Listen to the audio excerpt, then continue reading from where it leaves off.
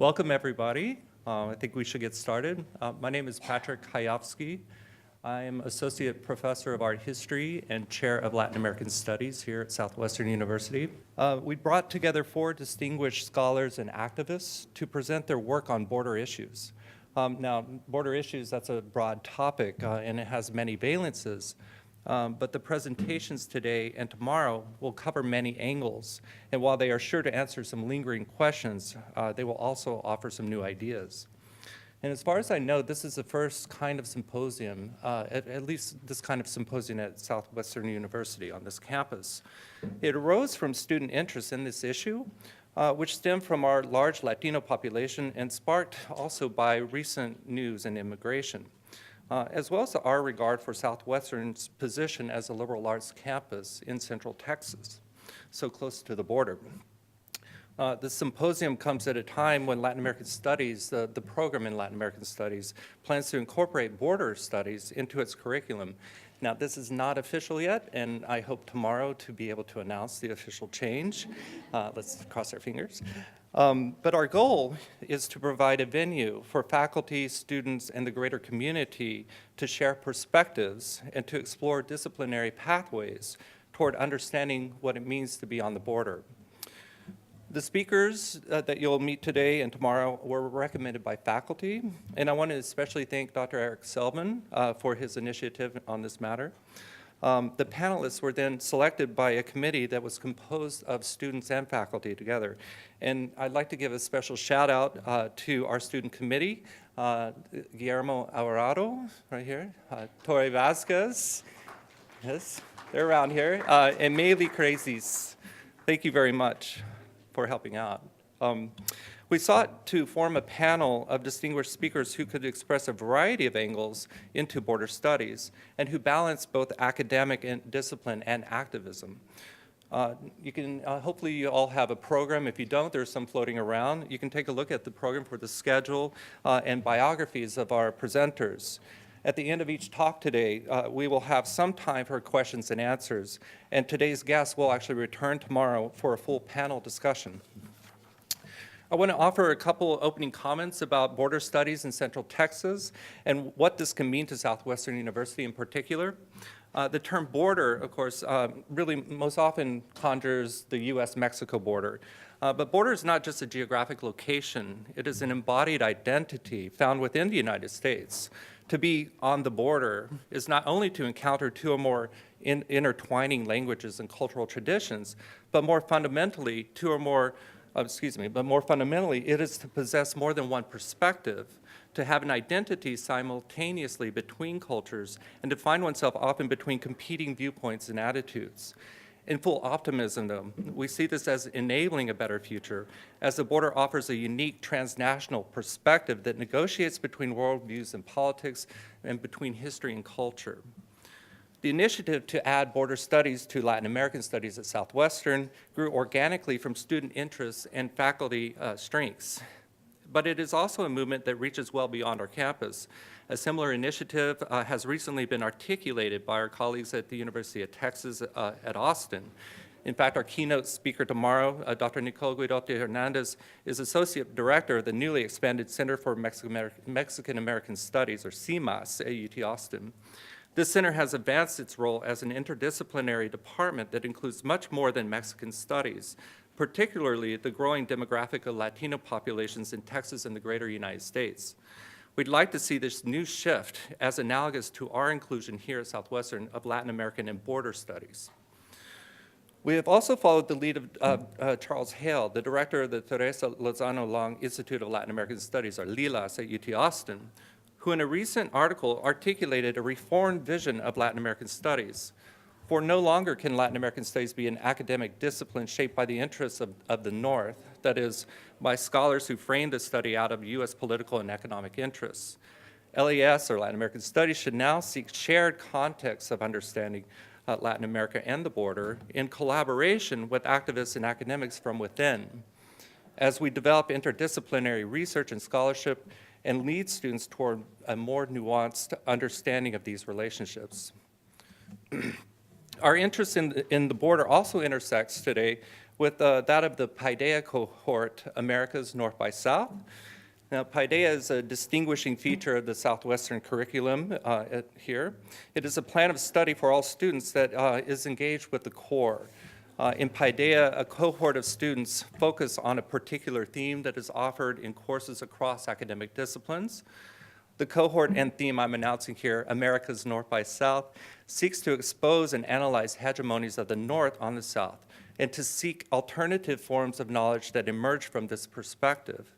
The North here is broadly construed as the powers of the Western world, including Europe and the United States, while the South includes those who have been and continue to be subjected by inequality and justice. This is not just the history of colonialism in Latin America, but also involves histories of slavery and indigenous marginalization in the United States and Canada. To those of you who are part of the Americas cohort, I welcome you today. You can be sure it will provide some great food for thought as you advance through your cluster courses and toward your junior seminar. There will be a reception at the back of the room today, and I welcome you all to stick around and mingle as we get to know one another. And that's not just for the Americas cohort, that's for everybody. Each of the talks today and tomorrow will be preceded by a short introduction from visiting and permanent faculty, as well as students, so I'll leave that to them. As I mentioned, today's two talks will be followed by a brief question and answer session. And all four speakers will be here tomorrow for a full panel discussion led by students and moderated by Dr. Selvin. So I now will give the floor to Melissa Quintela, who's a visiting assistant professor of sociology. Thank you very much. I hope you enjoy the presentations. Hi, everybody. It's my pleasure to introduce Mr. Jim Estrada, a nationally renowned expert in ethnic marketing and community relations. One of Mr. Estrada's favorite sayings is, "What you don't know can hurt you." And it's a saying that rings true, and one that is certainly true when it comes to the Latino market. He should know he's spent the last few years studying Latinos in the Latino market, and with educational credentials from San Diego State University, Boston College, and the Harvard School of Business, he went on to then build 40 years of experience with the Latino market in nonprofit agencies such as the National Council of La Raza, Texas Association of Chicanos in Higher Education, and the Advisory Council of the University of Texas Libraries most recently.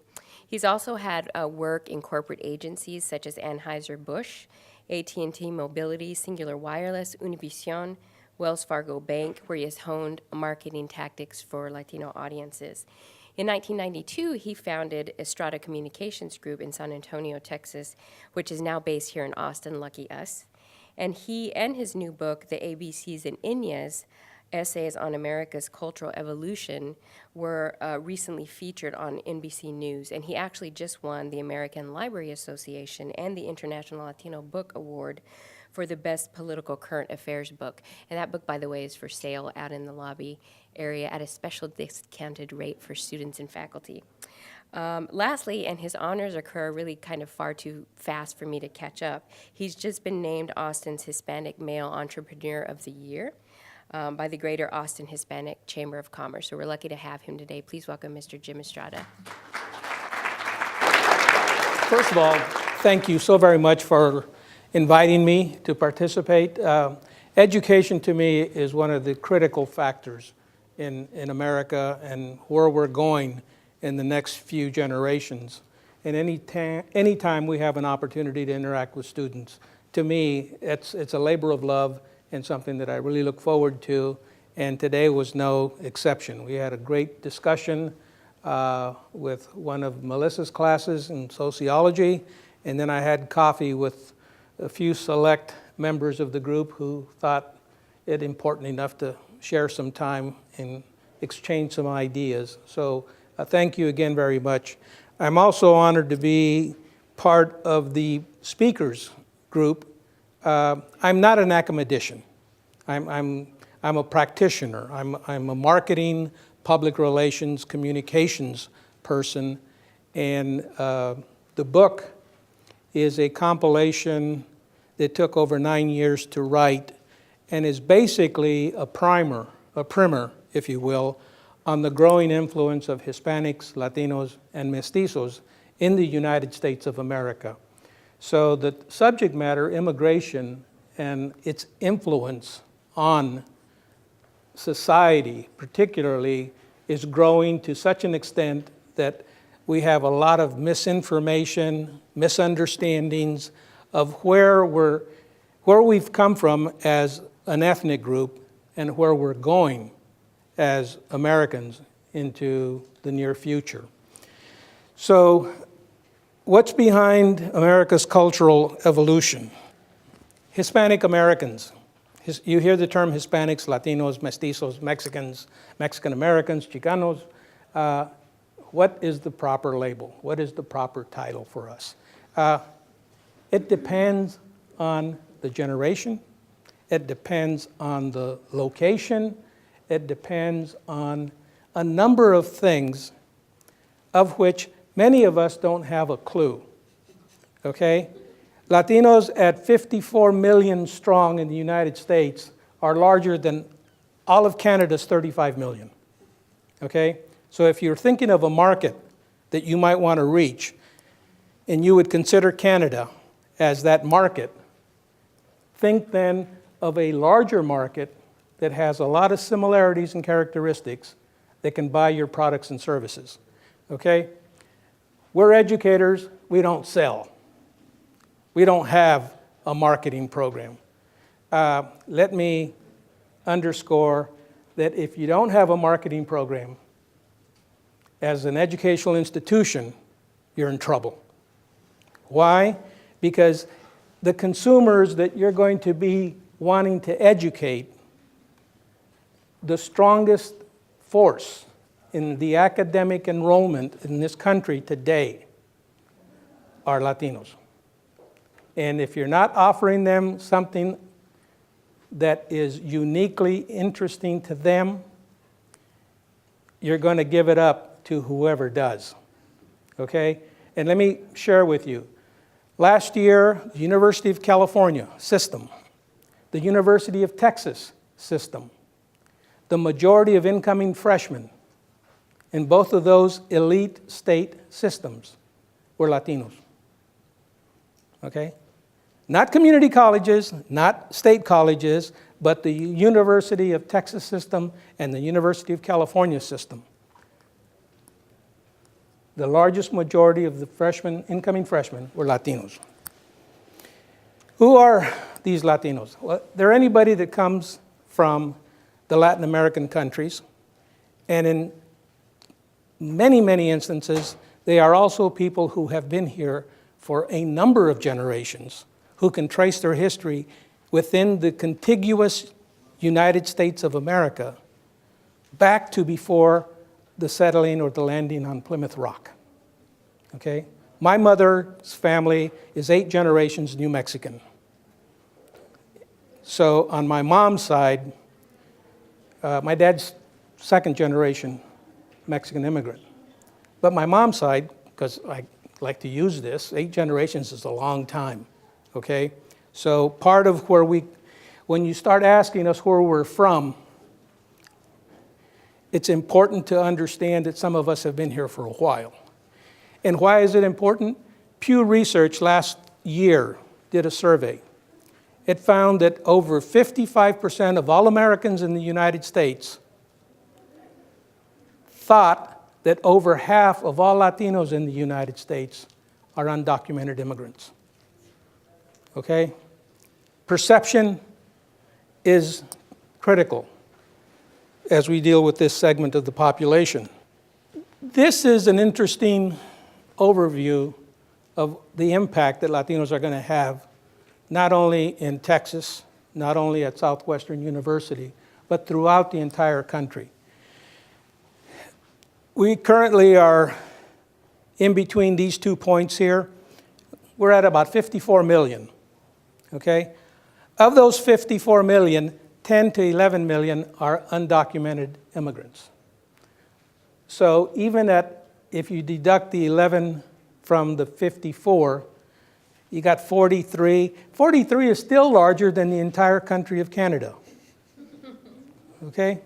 So if you want to look at economic impact, $1.5 trillion in annual consumer spending.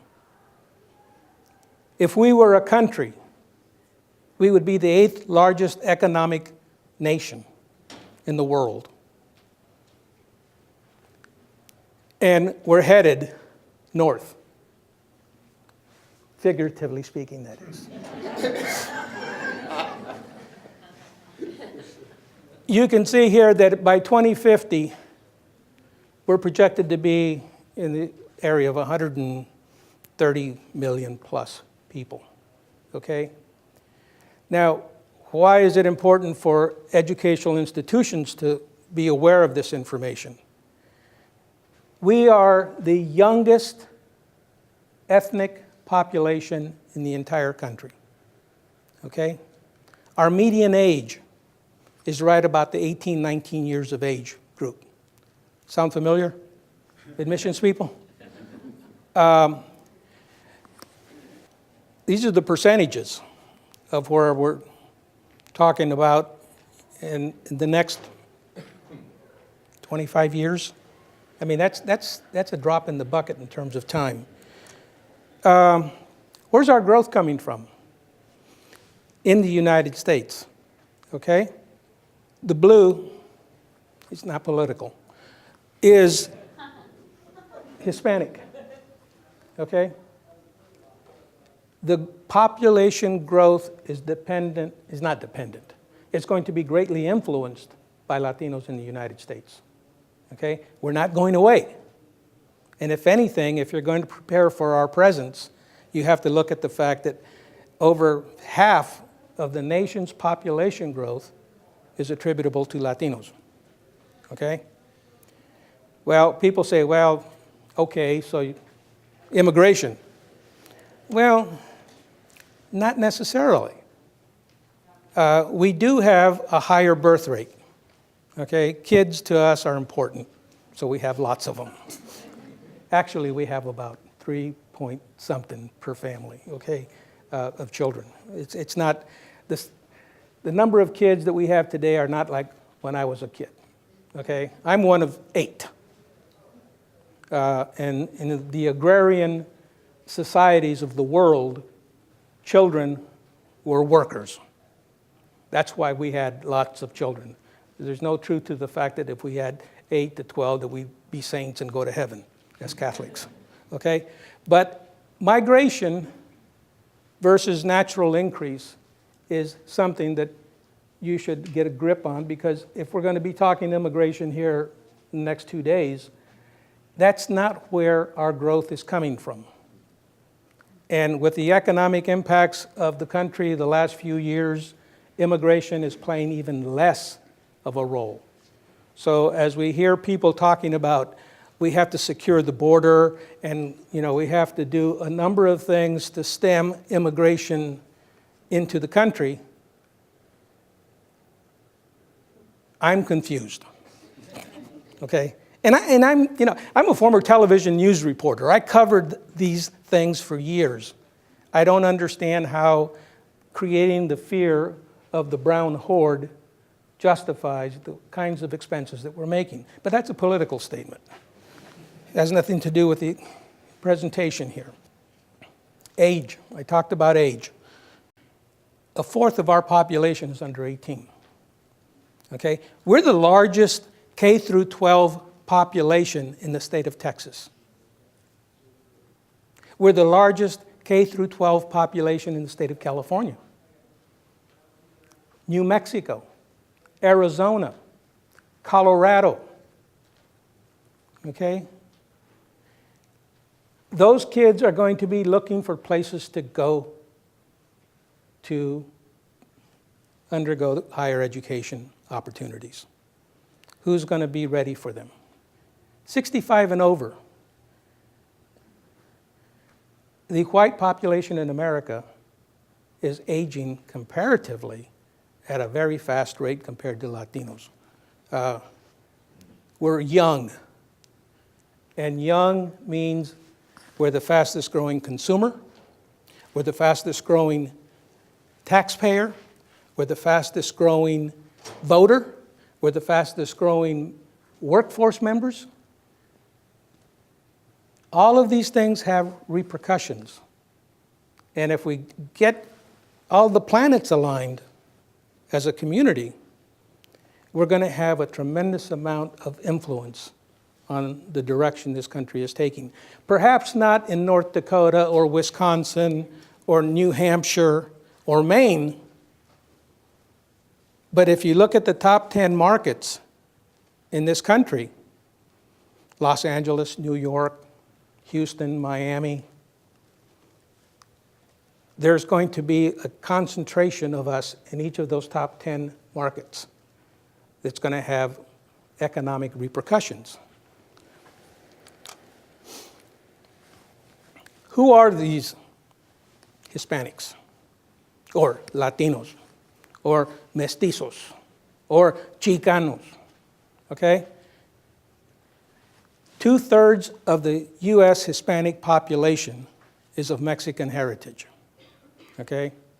Should be very important to people along the border states, because the Mexican population in the United States is creating a reinforcement of pride in language, in culture, and in heritage among those Latinos, those Mexican Americans who were born in the United States and didn't have the value of being raised in their own culture. Okay? There's a resurgence then on the part of Latinos in the United States. And I'm talking to you from a marketing standpoint, okay? This is what I've been doing for the past 25, 30 years, is marketing, ethnic marketing, more specifically.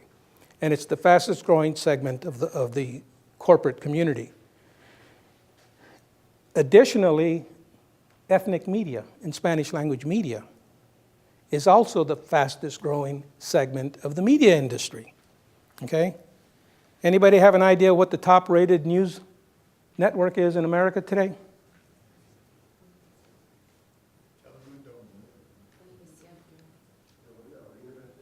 It's Univision. In the top 10 markets, Univision has the top rated news programming in the entire country.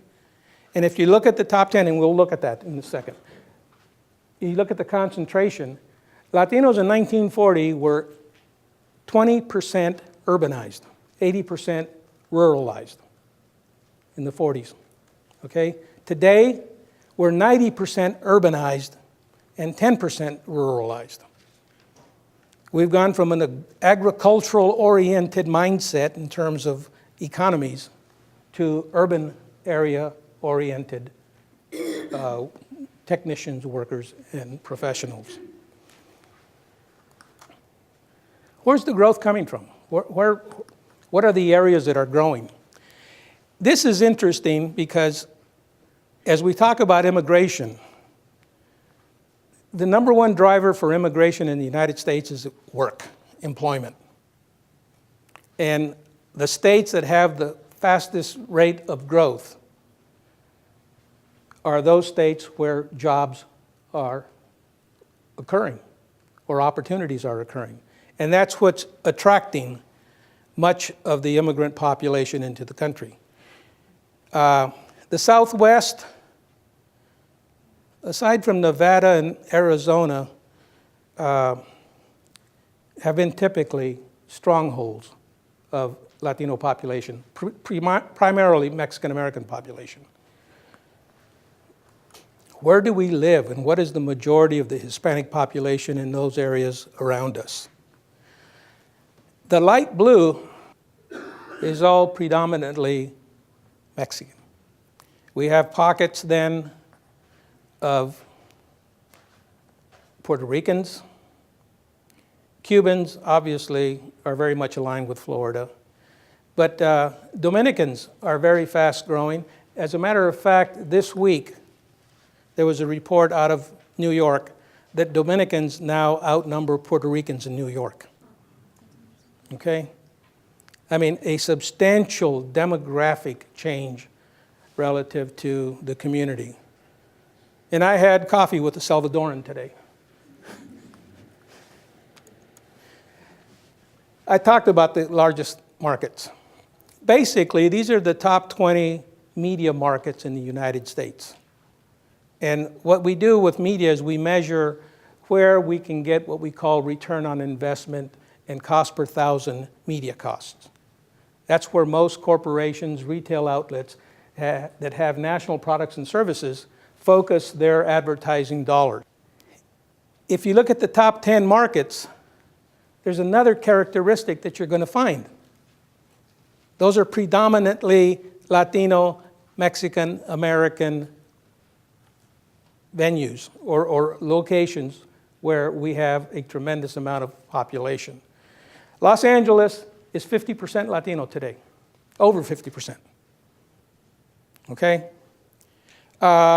Houston, about 33%, a third. Harris County, Houston area. Dallas-Fort Worth is becoming quite populated by Latinos. I think they're into the 20s now. San Antonio, obviously, is 60-70%. McAllen, 90%. So, I mean, in the top 10 media markets, these are not only the largest markets in the country, but they're also the largest Hispanic media markets. Something, again, that if you're going to put the word out, you have to know where to, you got to fish where the fish are, figuratively.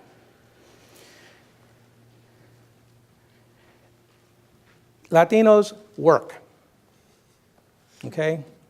There's a stereotype that's existed over the years about many of us catching a few Z's under a cactus tree, okay? Ironically, Latinos do nap, okay? They take siestas. It's part of the culture. But recently, research has found that siestas are some of the best rejuvenating exercises and pastimes you can have in the workforce. A lot of the high-tech companies are actually putting in dormitories where their employees can come during the middle of the day to take a nap. So that's an aside. Labor force, okay, the red is US, the general US population, blue is Hispanic again.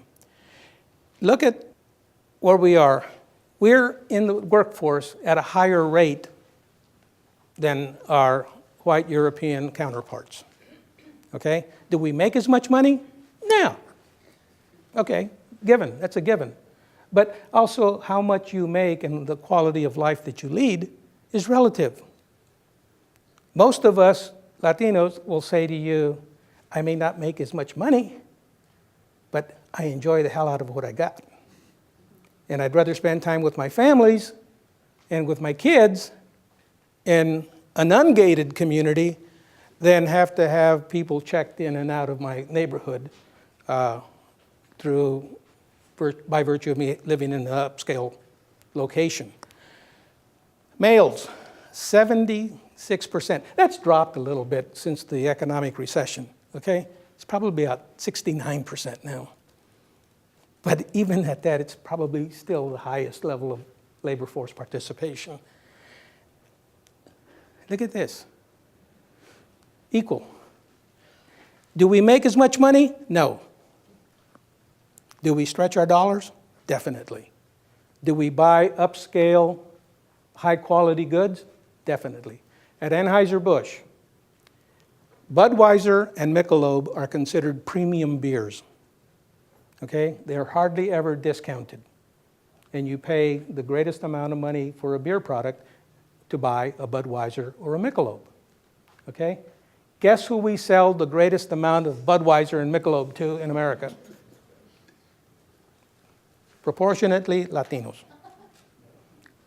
They will buy up.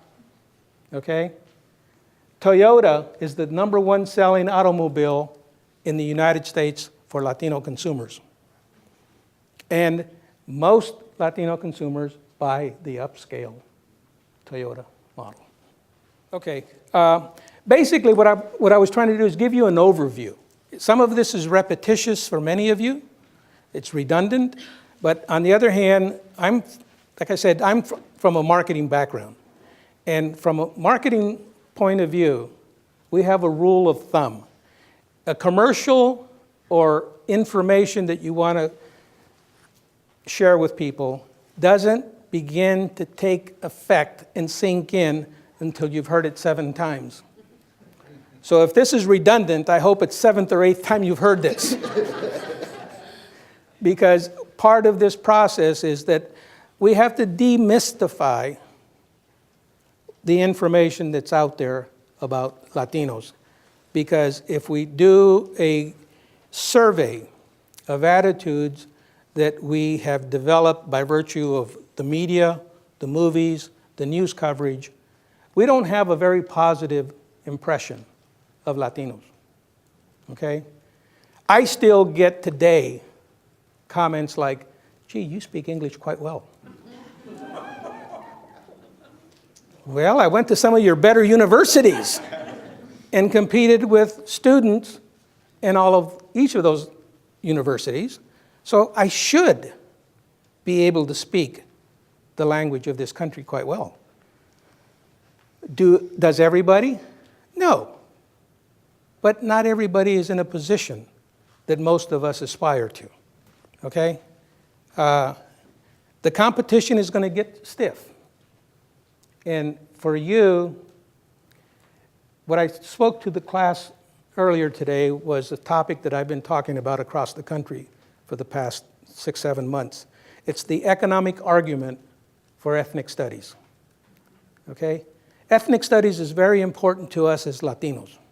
It's very important to us as African Americans. It's very important to us as Asian Americans, okay? But it's more important to non-ethnics. Why? Because you're the ones that are developing the outreach and crafting the messages that you want these growing segments of the population to hear, understand, and relate to. And if you don't do that, you as faculty and administrators, you're not going to have the ability to pull in as many people as you want.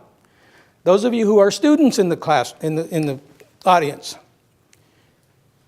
you are going to go out into a workplace, into a marketplace that has demographically changed scads. We probably have had the greatest amount of change in the most compressed amount of time frame in the history of this country. We have people now that are getting information from a variety of sources in a matter of seconds. You, as tomorrow's workforce, you as tomorrow's professionals, have to understand the marketplace around you and how it's changing on a daily basis, and you have to become culturally relevant. You have to, first of all, become culturally aware that there's a change going on around you. After recognizing the change and accepting the fact that it's changing, you have to become relevant, culturally relevant. And following that accomplishment of becoming culturally relevant, you're on the road to cultural competence.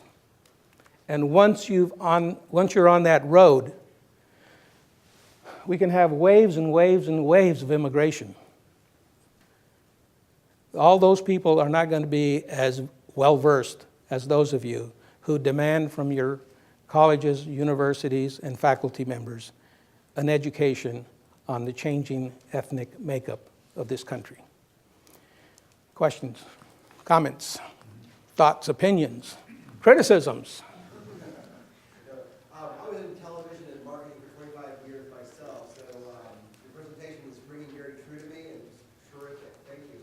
A question I have, though, insofar as your research, I was thinking when you said you're on your mom's side, they had lived in the state of New Mexico for 8 generations. Is there a point in your research where, through generations born in the United States, you see these people as Americans whose ancestors came from a Latin country and they become Americans? And I was thinking, I had a coworker whose grandmother came from Mexico, and she became upset with her granddaughter, my coworker, because her Mexican was so poor. Her Spanish was so poor that her Mexican-American roots had been sort of lost, and she considered herself fully an American. So I was wondering, is there a point where you say there are no longer Hispanics in your marketing sense, and just more like Americans? Does that make sense? We have a model of acculturation that shows recent immigrants being the least acculturated to new Americans being partially acculturated to full Americans.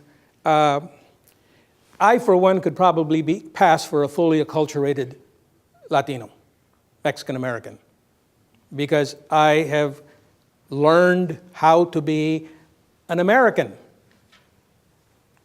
how to dress, how to present myself, how to order, how to eat with the little fork instead of the big fork, okay? All the social skills you need to be considered acculturated. But Latinos are going to be the first ethnic group in the history of the nation that aren't interested in acculturation, okay? The story you tell happens to, it's anecdotal, and it happens to a lot of Latinos who wanted to acculturate in years past. They gave up their language. They tried not to show an accent. They started to dress differently. And they started to forget a lot of their cultural heritage, okay, on purpose. Why? To be accepted by the general population. You get further, you know, I mean, I had friends that took bleach baths, okay, in an effort to lighten up their skin, okay? And there's those women, I mean, you know what all the cosmetics are and what you can do with cosmetics, okay? But there's a tremendous industry built around lightening up your appearance. Yes, the grandparents got impatient with those of us that tried to acculturate, okay? What you're talking about today and tomorrow, immigration, is critical because what immigration has done to the Latino population in the United States, it's reintroduced them to their culture. More importantly, to have pride in their culture that they know very little about, because it's not taught in our schools. We're taught about wooden teeth in the first president's mouth, okay? But nobody ever tells us, how did we happen to have San Antonio, Los Angeles? La Reina de Los Angeles is the name of the city. Why aren't we taught about those things, particularly in the very early stages of education? We find that by the time you're 5 or 6 years old and you're educated in the United States, you're fairly well steeped in the culture of that country.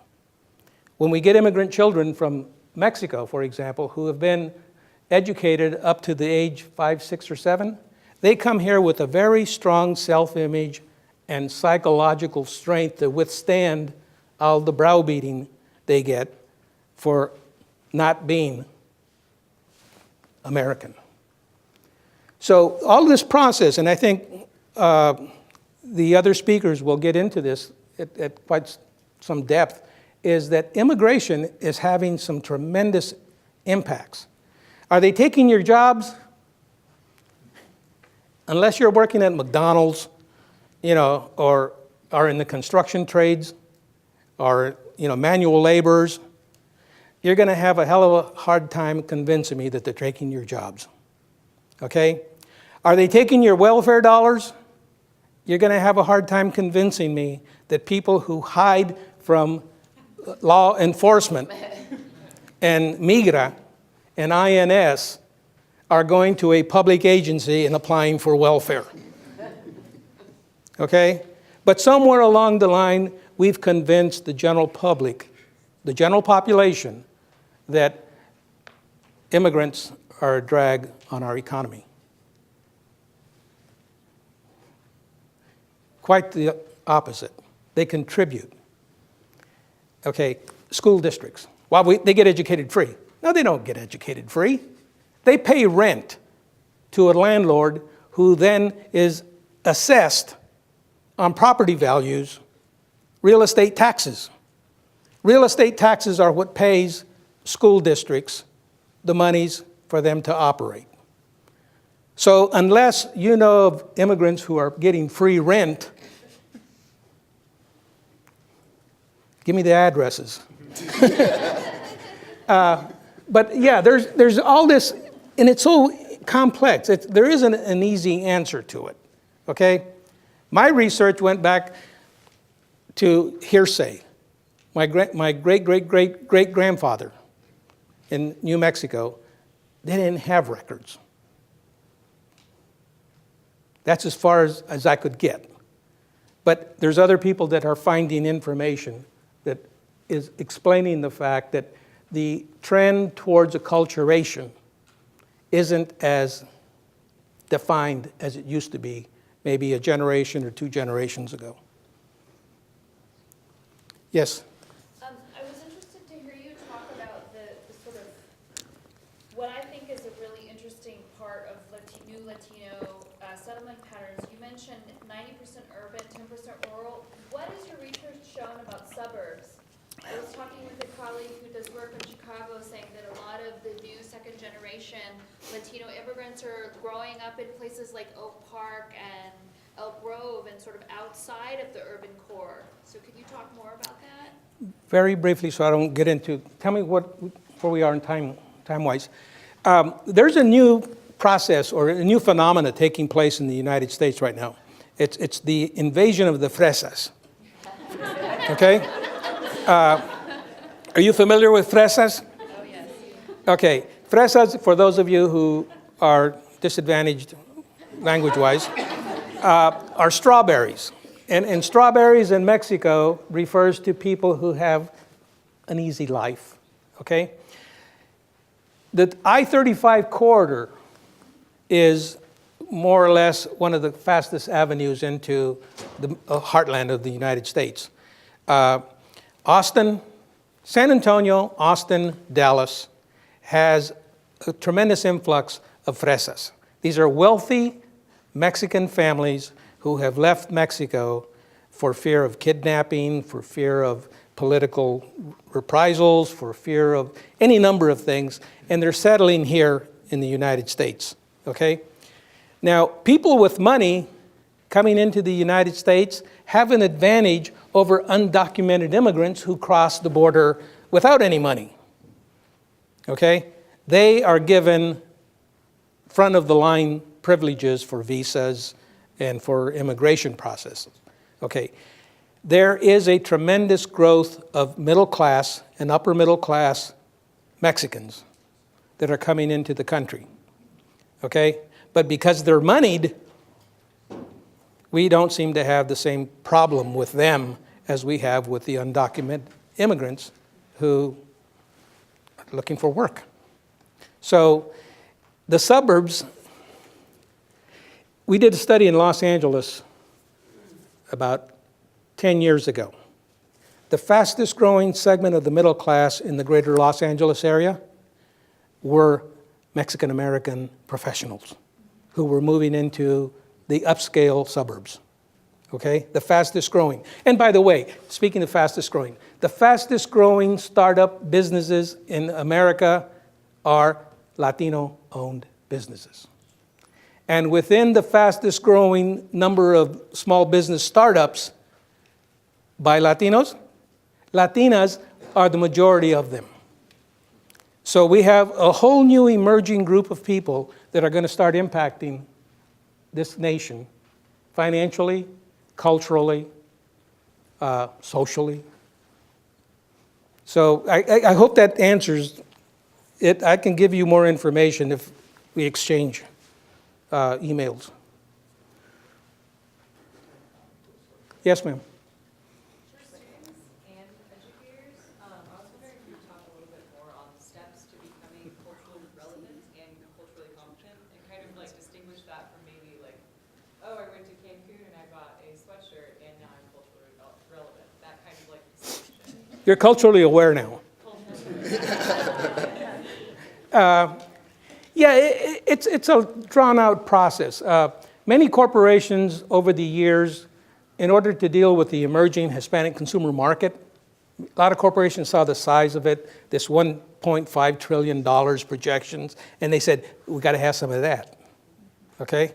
So what did they do? They imported professional Latinos from Latin America who spoke meticulous Spanish, okay? And rightfully so. We needed people who were good in communicating with the Spanish language market. The trade-off when we talk about cultural relevance is that if you haven't had the Latino experience in the United States and you come from Latin America from a whole different class structure, you might as well be white and not speak any Spanish because you're going to have this, okay? So part of the process is we have to start teaching people in the United States about the United States experience that Latinos are having so that we can become more, I hate to use the term, but I did speak to sociologists today, compassionate about their needs, okay? And compassionate, in my mind, translates in marketing to dollars, revenue, and profit. So the more profitable you want to become, the more aware you become. The more aware you become, the more relevant you can be. And the more relevant you can be over a period of time makes you culturally competent. So the process is perhaps ethnic studies starts in junior high school, or perhaps even in elementary through social studies. But the whole idea being is that by the time you graduate from college, if you have not been exposed to the demographic changes that are occurring around you, you're going to have a heck of a time convincing someone to hire you so that you can, help them become profitable. And I use the term profitable, even if you're in a nonprofit environment, you rely on foundations. You rely on decisions made by politicians to free up monies. So the whole idea is the more intelligent we become about our ethnic surroundings, you, the students and faculty, the quicker we're going to get to that cultural competence stage. I don't think you have to be Latino. I don't think you have to be from the United States.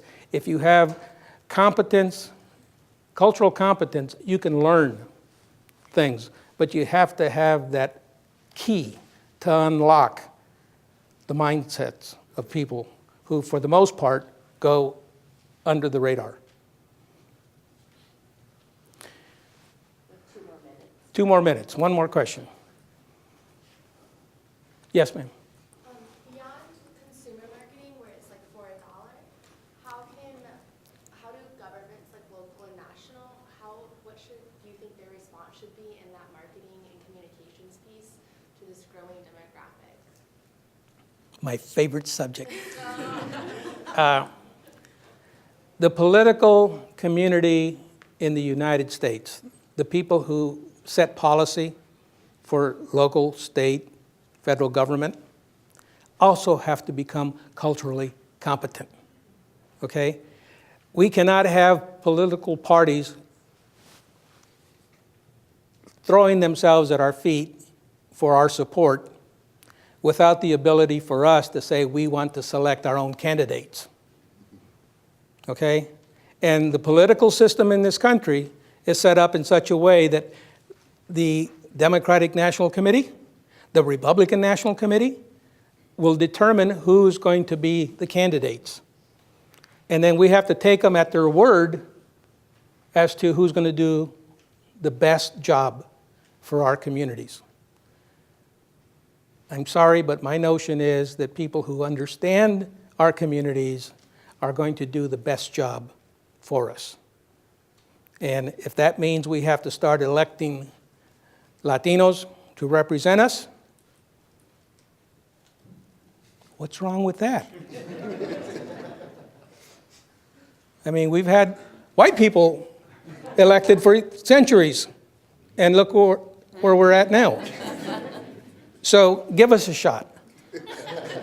Let us mess it up. Thank you so very much. Good evening. My name is Luz Valenzuela Zamora. I am a first year here at Southwestern, and I am a vocal performance major. I also have the honor to introduce my father, the next speaker, Emilio Zamora.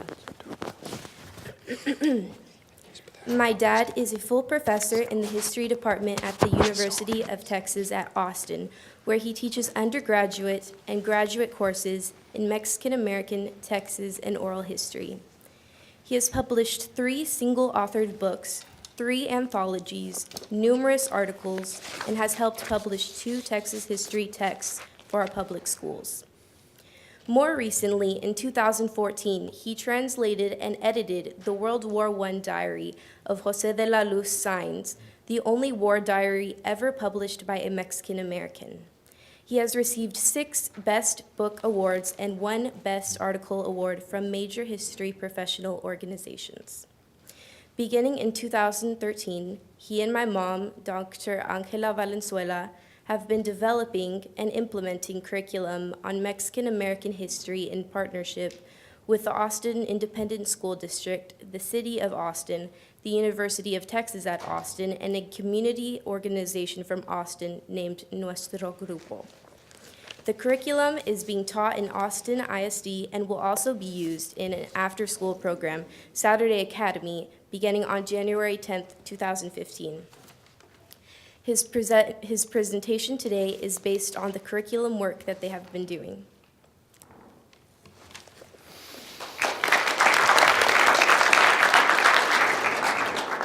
All right, well, thank you for having me here. I'm here to talk to you about a project that my wife and I are very involved in.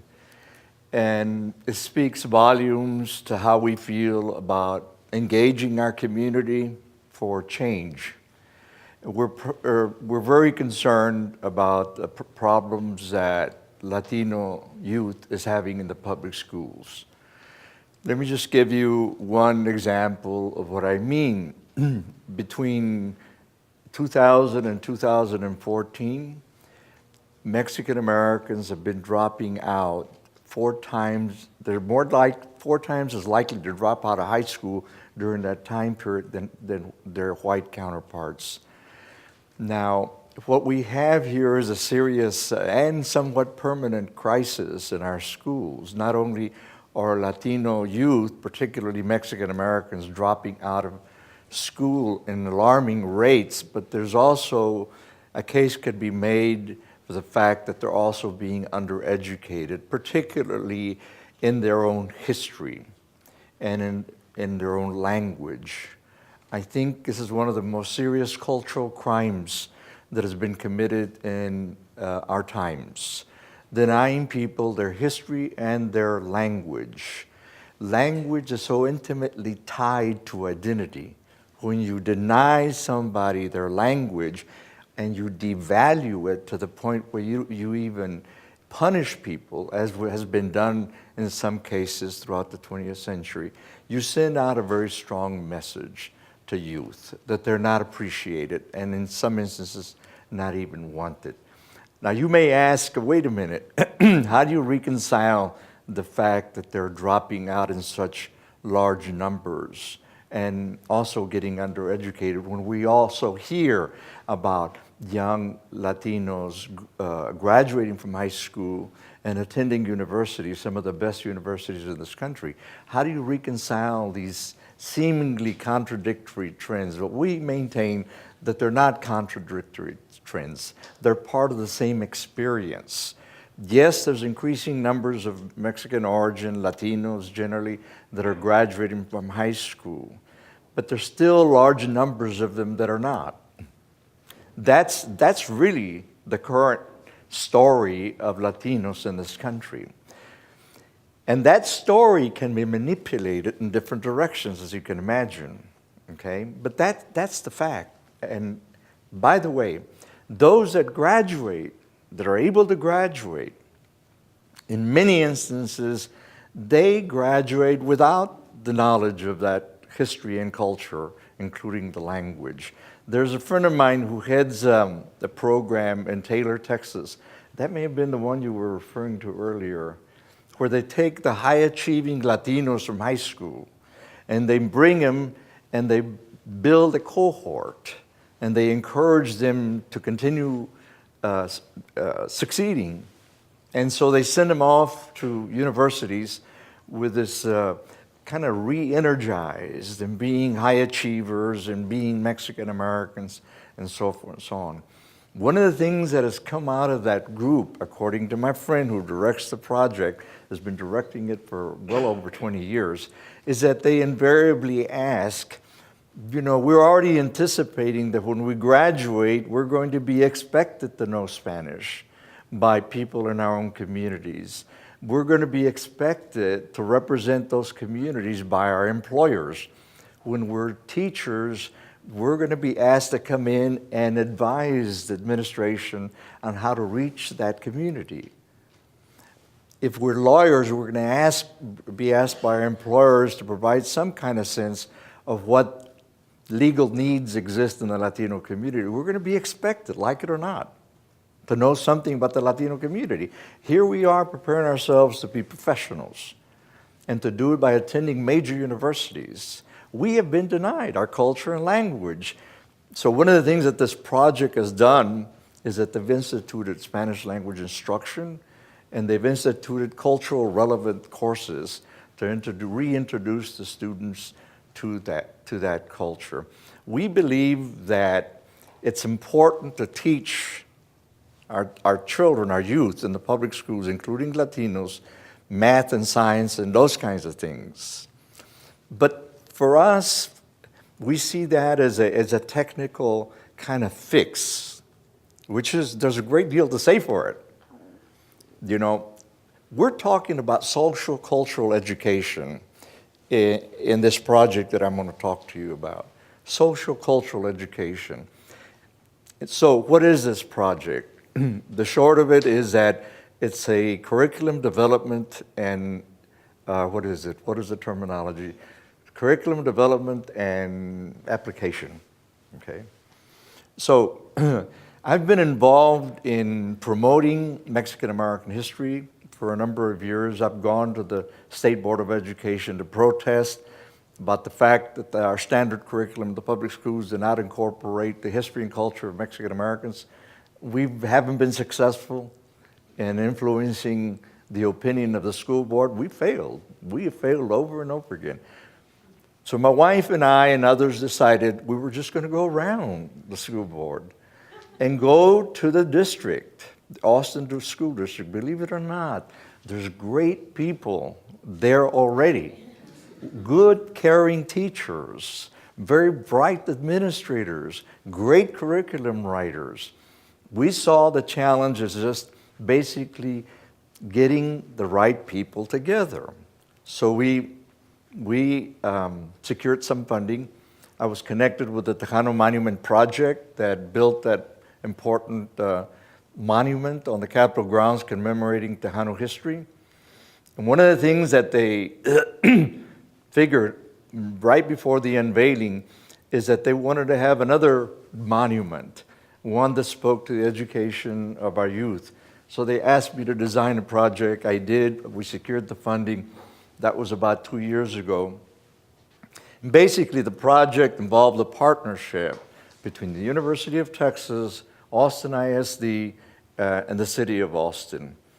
At the University of Texas, one of my colleagues taught an undergraduate class, no, actually a graduate class with students doing teacher education. And so she taught a curriculum course. And during 2 semesters, they developed what we call journey boxes. I didn't know anything about this. I was a content person, okay? I'm the one who's supposed to come in to tell people what to teach in the public schools with this new curriculum. But I worked with those students, and we developed journey boxes. The journey boxes are basically like shoe boxes. And you select a topic or a theme. You research it, you then provide the teacher who's going to use the curriculum in these journey boxes. You provide them with descriptive narratives of the subject, with some primary documents that they might want to use, and some ideas on how to use these materials. So we then worked with 6 teachers in 4 different public schools, elementary schools. 4th grade teachers. We provided the materials to them. We worked with them throughout the year. They implemented the material. We found out that some things worked, some didn't, especially when we brought the undergraduate students together with the teachers and with the kiddos, the children.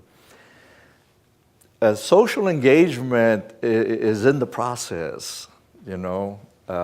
When you work with a goal in mind, you ought not to lose sight of the fact that the process is very important.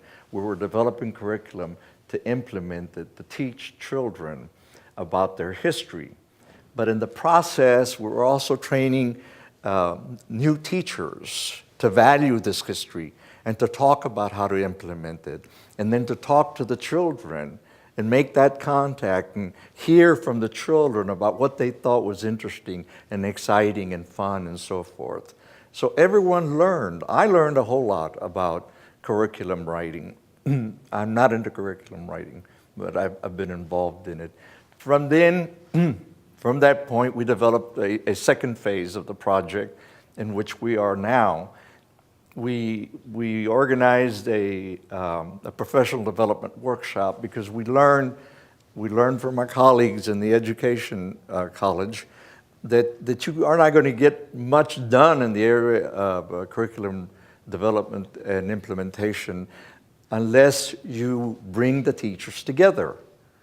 And together with the teachers, then come to some understanding about what they think might work, given their own experience.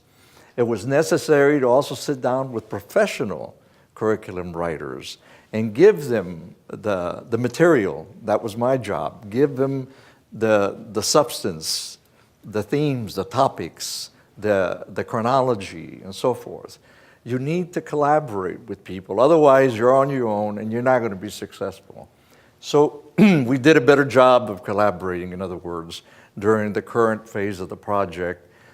One of the things that I did in the beginning of the second phase, that I sat down and in consultation with everyone, we decided we're going to start with 3 major lesson plans.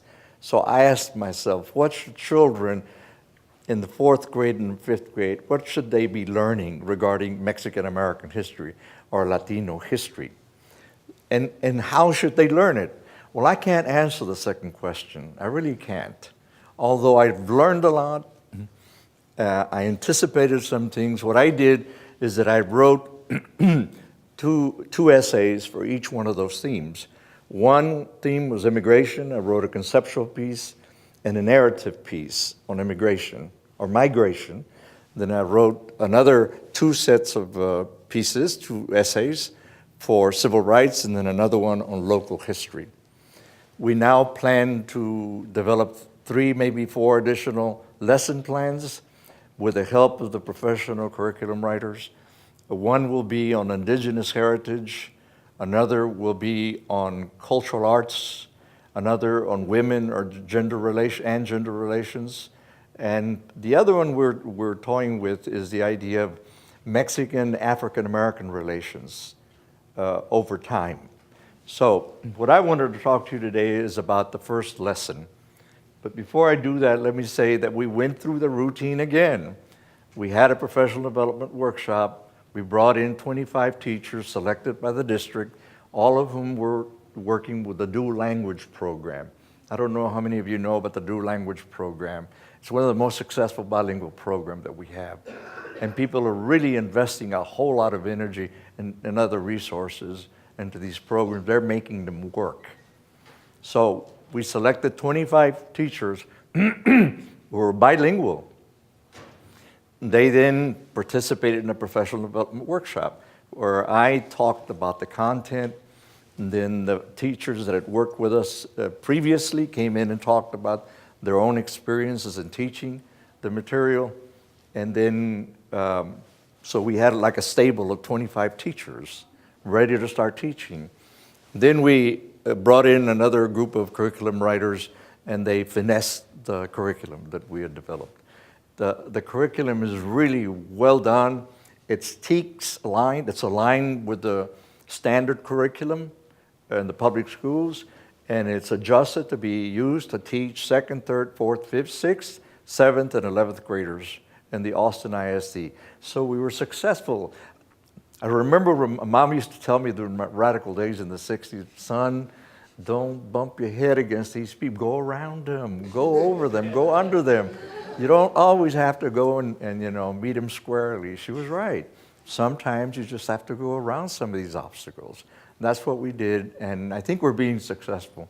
This summer, we implemented the 3 lessons during the summer camp for dual language students.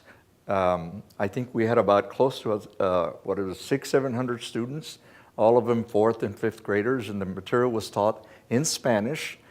The curriculum is in Spanish and in English.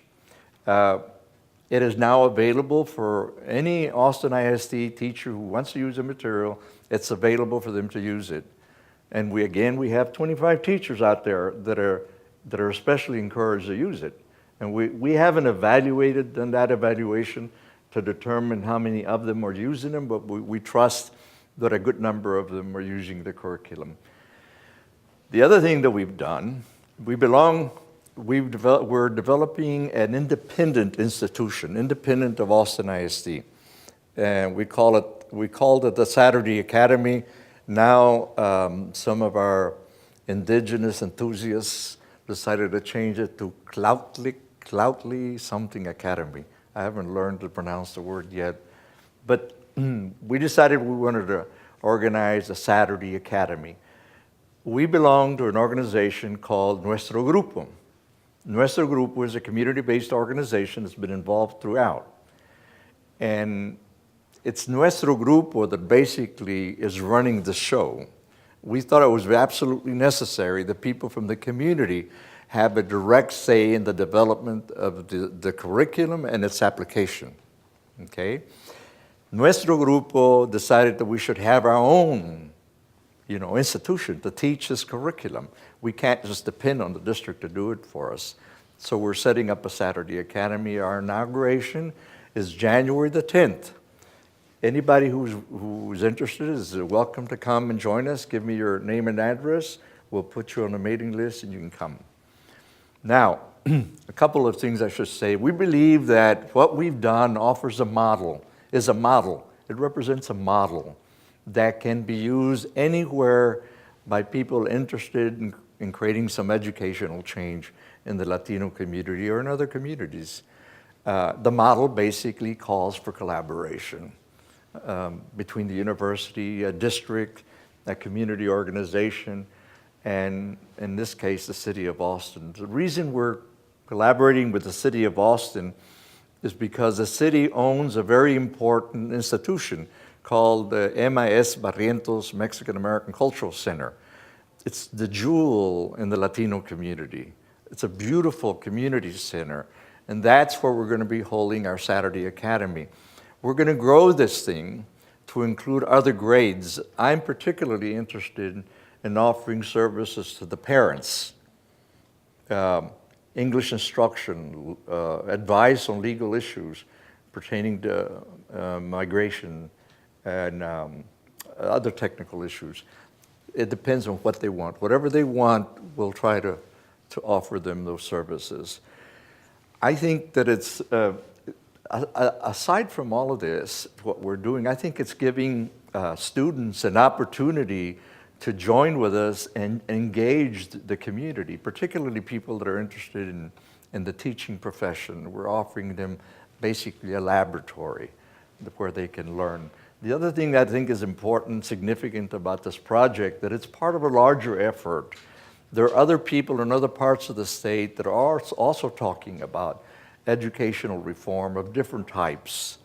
But in the Latino community, aside from the issue of testing and accountability generally, in the Latino community, a lot of people are talking about developing curriculum like the ones we're doing now. This is why we believe that what we've done represents a very important model that can be replicated. And so what we're doing is going around the state and talking to people. We went and made a presentation at the recent state conference of the Texas Association of Bilingual Educators. We're going to go speak to the Mexican American School Board Association meeting in Austin.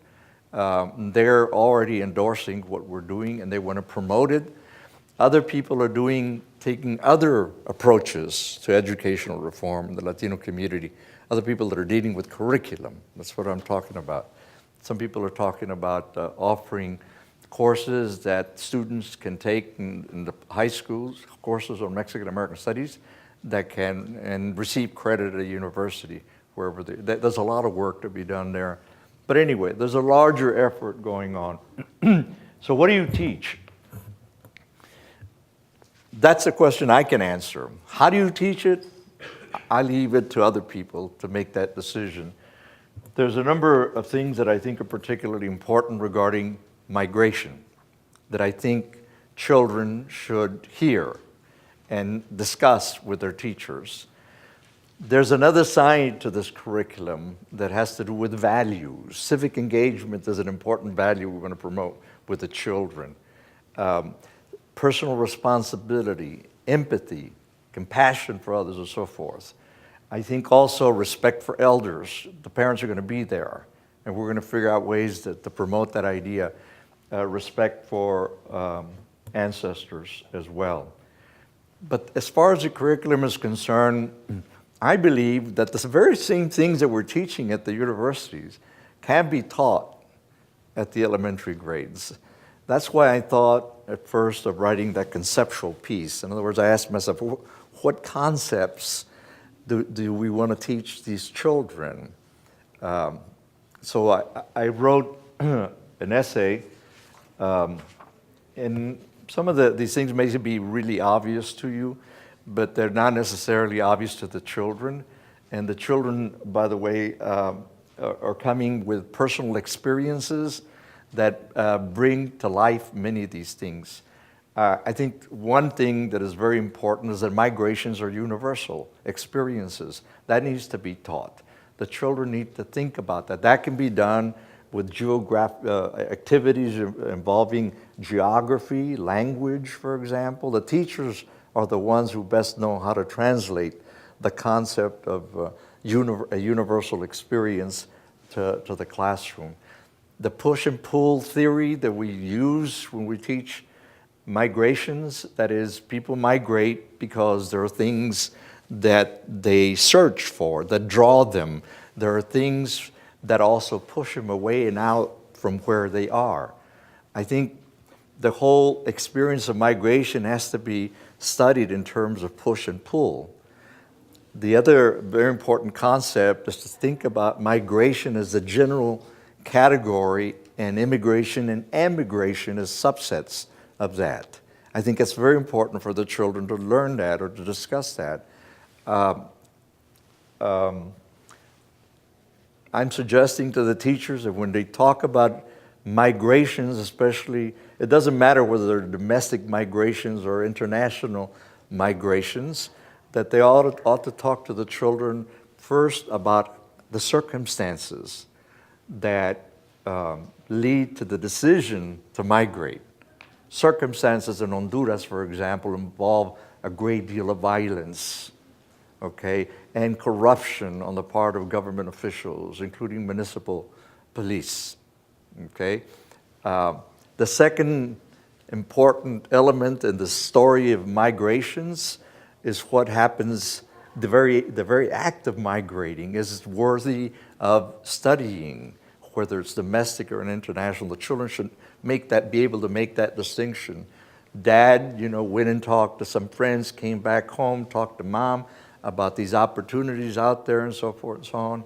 We then made the decision, and on such and such a date, my dad made the trip and then sent for us and so forth and so on. There's a book that I recommend very highly that you may want to see that talks about the act of migrating. Sonia Nazario, Enrique's Journey. Read it. we are facing a serious humanitarian crisis right now on the border with unaccompanied children. She addresses that issue to the point of participating in the actual migration with some of these young people on trains and on buses and everything. So we want to make that distinction. The circumstances surrounding the decision to migrate, the experience of migrating, and then adjustment once you arrive here. That's a whole other subject. And adjustment it used to be very simplified as involving, the generational improvements that eventually inevitably leads to structural assimilation by the third or fourth generation. That may have been the case with many members of many European origin immigrants, not all, but with many of them. They underwent serious problems the first, second generation. By the third generation, they're somewhat scattered throughout the social structure. That's equality in our system, a class system. When members of a community are scattered throughout the social structure. No one's calling for moving a group up entirely up to the top. But what you hope for is that Latinos can be distributed throughout the social structure, much like everybody else, okay? But anyway, structural assimilation is lagged behind. The structural assimilation meaning getting the jobs, earning the wages to be able to move in a particular part of town, send your children to those good schools and so forth and so on. Structural assimilation is lagging behind acculturation, okay? That's one thing we can say. They're not acculturating to the same extent or the same way, let's put it that way. Acculturation involves crisscrossing paths. Some things that you might not even expect to hear. In places like Houston, for example, there's indigenous people, large numbers of indigenous migrants who've come in from Central America who can't speak Spanish. They speak their own native language, and then they next learn English at the work sites. So, adjustment means getting accustomed to living in this new multicultural environment, even within the Latino community. And adjustments are major challenges. So we want the children to talk about that. And we want the children to also hear about policies and enforcement practices. Immigration policies and enforcement practices. How are the teachers going to do that? We're talking about that. The teachers are meeting. We have committees in nuestro grupo. I'm on the fundraising committee. And the teachers are in the curriculum committee. So they're going through this curriculum. I have it here. And they're talking about the activities that they're going to use to promote learning in different areas.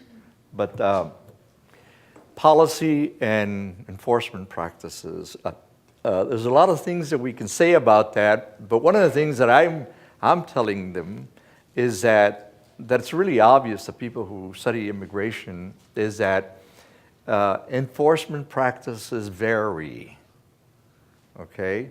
Secondarily, immigration policy is not intended to close the border. It's intended to regulate the flow, depending on the kinds of political pressures the government receives from the different constituencies. So policies are intended to regulate the flow. Enforcement practices are intended to abide by the influences, political pressures made by Latino civil rights organizations, political parties, different kinds of groups. So there's a lot of themes or topics that we want the teachers to address. Obviously, they have to be, things have to be done differently depending on the grade level and the experiences of the teachers. But we already have funding for 2 teachers, for 2 classes of 4th and 5th graders, and we've selected also 3, maybe 4 assistants who will come from the teacher preparation program at UT Austin. We'll inaugurate on January the 10th. We're going to start evaluating what we've done with regards to the material that is being taught in the public schools. in the public schools of Austin, and we don't know to what extent that's worked or who's using it. But we'll also be evaluating the work we do at the Mexican American Cultural Center, and we hope to start publishing some material in different formats so that people can be informed and be encouraged possibly to borrow from us the curriculum. We're willing to share it, by the way. If anybody is interested in the curriculum, let me know. I have a PDF file. I can send it to you. I can also send you the 2 essays I did on immigration, the conceptual piece and the narrative piece. Just let me know.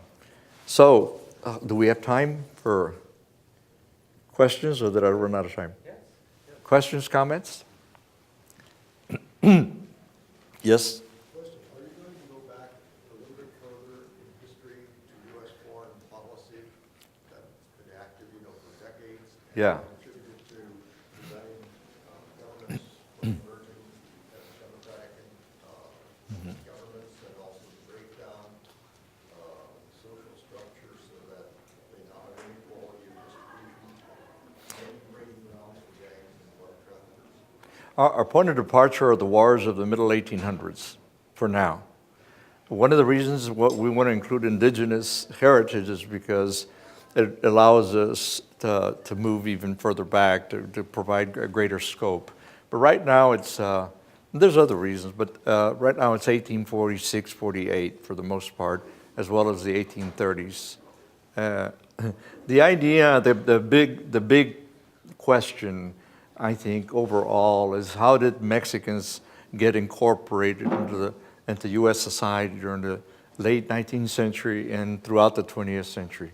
And our response to that basic question is that they get incorporated as an ethnic minority in the bottom segment of the working class. They get incorporated on an unequal basis. Our teachers are not going to be using this language, obviously, with 4th graders and 5th graders. They have to translate all of that stuff. They're working on it. They already have the curriculum, and they're going to have to figure out other activities besides the ones that are suggested in the curriculum. I hope that answered your question. It's sufficient for Huh? It's sufficient for now. It doesn't Well, apply just to this curriculum. well, when you It applies to whites, in our high schools and that way. Yeah. It seems to be about really understand that history and understand why what's happening right now in terms of like. Yeah. We're going to be working on broadening the scope. We're pretty narrow, absolutely. But I think it's very important to tell that story of changing social structures, even from the colonial period through the Mexican period and the westward movement of people into what is now the American Southwest. I mean, there's major changes in the social structure of the Mexicans who remain after 1848. Their social structure was pretty stratified, kind of buckles under the pressure of the newcomers and their attempt to gain control over the body politic and economic systems. That social structure changes significantly later in the 20th century as well. It's very important, absolutely, not to treat Mexican Americans by themselves. I think this is one of the reasons why we think it's very important to talk about relations with African Americans. But the relations with, in the state of Texas, for example, with the Czech people is a very important topic. With Irish people, in places like Central Texas, where they all find themselves at the bottom of the rural social structure as tenants and land renters and laborers, African Americans, Mexican Americans, Irish, Germans, and so forth. I think it's very important to show instances of interracial cooperation as well, that emerges naturally out of those kinds of situations where people find themselves together in a class. So we're very mindful of class issues, racial thinking, Anything else? Any other question or comment? Yes? You have to speak loud, please. I was just wondering, what are some ways to incorporate also just the growing needs of a changing immigrant population that also includes? What's that? I'm sorry, I can't hear. I'm hard of I was hearing. just wondering, what are some of the ways to address also, like just the changing face of immigration in terms of, especially here in Texas, also incorporating South American Yes. immigrants? Well, you know that I tried to comment on the major challenges within the Latino community, the challenge to understand the differences, even especially now, when I made reference to the Mayan who only speak their own language. That's why I was suggesting that there is that challenge of understanding within the Latino community. The class differences are becoming very sharp within the Latino community. There's like two levels of inequality or difference that need to be understood. There's inequality between Latinos as a whole and the larger society, but there's a, looming problem of social inequality within the Latino community. And many of those people that find themselves at the very bottom are the recent arrivals. And so it's absolutely necessary to think about national origin, but also where people are in the social structure. Absolutely. I've always thought that sometimes the greatest adjustment, the challenge of adjusting to life here involves adjusting to Latinos first. Well, it happens simultaneously, but it almost seems like you got to do it here first within Latinos and then also with the larger society. But the differences within the Latino community are marked. I think that there's an overrepresentation of Latino children of Latino immigrants among the dropouts, for example. Hondureños are increasing dramatically in places like Texas, other parts of the Southwest. Dominican Republicans up in the Northeast. There's a lot of people. I recommended a book earlier in a conversation by Tobar, T-O-B-A-R. I think it's Hector Tobar.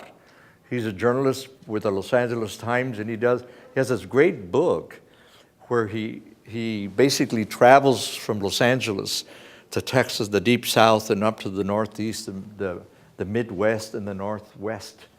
And everywhere he goes, he finds Latinos. And he describes all these Latino communities. And he's very sensitive to difference, cultural difference. But he's also very sensitive to the Latinoization process. Acculturation within the Latino community goes in different directions. Sometimes the Mexicans predominate, but sometimes the Latinoization just incorporates everybody in this interesting mixes where some Central Americans go ahead and pass for Mexicans just simply because they don't want to make an issue out of things, for example. It's very complex, but Tobar captures that. He basically says, here's a community of Mexicans, Hondureños, Salvadoreños, and Guatemaltecos, and Mexican nationals. And then he talks about how they're adjusting with each other. The parents are concerned about the children's education. How do they get together and agree on things? And he talks about that. It's really fascinating. There's increasing numbers of publications on Latinos, the Latinoization of the Latino community, the Americanization generally of the Latino community, the Latinoization of American society. That's what I was noting earlier. Yeah. It's a very complex story. I don't know how this is all going to end, but we have good people. We have good ideas. Excuse me. I lost my voice 2-3 days ago. It's holding up. But we have good people. We have a good idea, and everybody is really working very hard. Oh, thank you. Working very hard, and the academy's gonna work. How much it's gonna grow, I don't know. But I was serious. If you want to come and join us, it's gonna be a fun inauguration. We're gonna have music, food, and the kids are gonna be there, the parents. And January the 10th. If you want to come, give me your name and email. Okay? I think hearing these two talks in tandem is kind of interesting and troublesome Well. in the sense that here we have an education program that's targeted the way sort of the first speaker brought up, right? Targeted towards creating an empowered community that, that is able to create change through how they function within sort of a capitalist-oriented society, right? But if we see the way, right, the effects that capitalism has had globally, right, that we're now seeing the concentration of wealth, right, in the hands of a few, and for the most part, everyone just struggling to maintain some sort of middle-class status, right? And so it's interesting to think about teaching students about the inequalities that their communities have faced, when in actuality, this education will lead to them sort of contributing to the inequalities of others, right? So I can think about students here, right, Latino students in, college classroom. I'll point myself out, right? And I have to come dressed up to present here, and I'm wearing clothes that, right, was produced, by folks in India and Pakistan, right? And really creates these sort of global inequalities, right? So it's interesting to think about an education platform that basically is creating consumers that are now exploiting others around the world, right? So if we can think more about a liberatory platform that came out of the original sort of birth of ethnic studies in the current moment of the corporatization of higher ed, right? We've talked about concientización among the teachers. That is the building of a political awareness suited to the needs of the children and their families. And it hasn't been easy to decide how we do that. And we've kind of come to the point where because some teachers may resist that, may misinterpret the intent behind this. My concern is that this by itself is not going to do anything. This has to work in conjunction with other political work. This is political work. Yeah. If other people don't do their part, well, absolutely, we're just preparing them to be consumers like everybody else. But our hope is that other people will do their part. But regarding concientización, in order to prepare the students the teachers need to understand what this means, what they're doing. They're not just simply adding to the knowledge of the child. I think they need to think about liberating kinds of ideas. For example, one of the things that we need to do is include the migrating experiences of the children.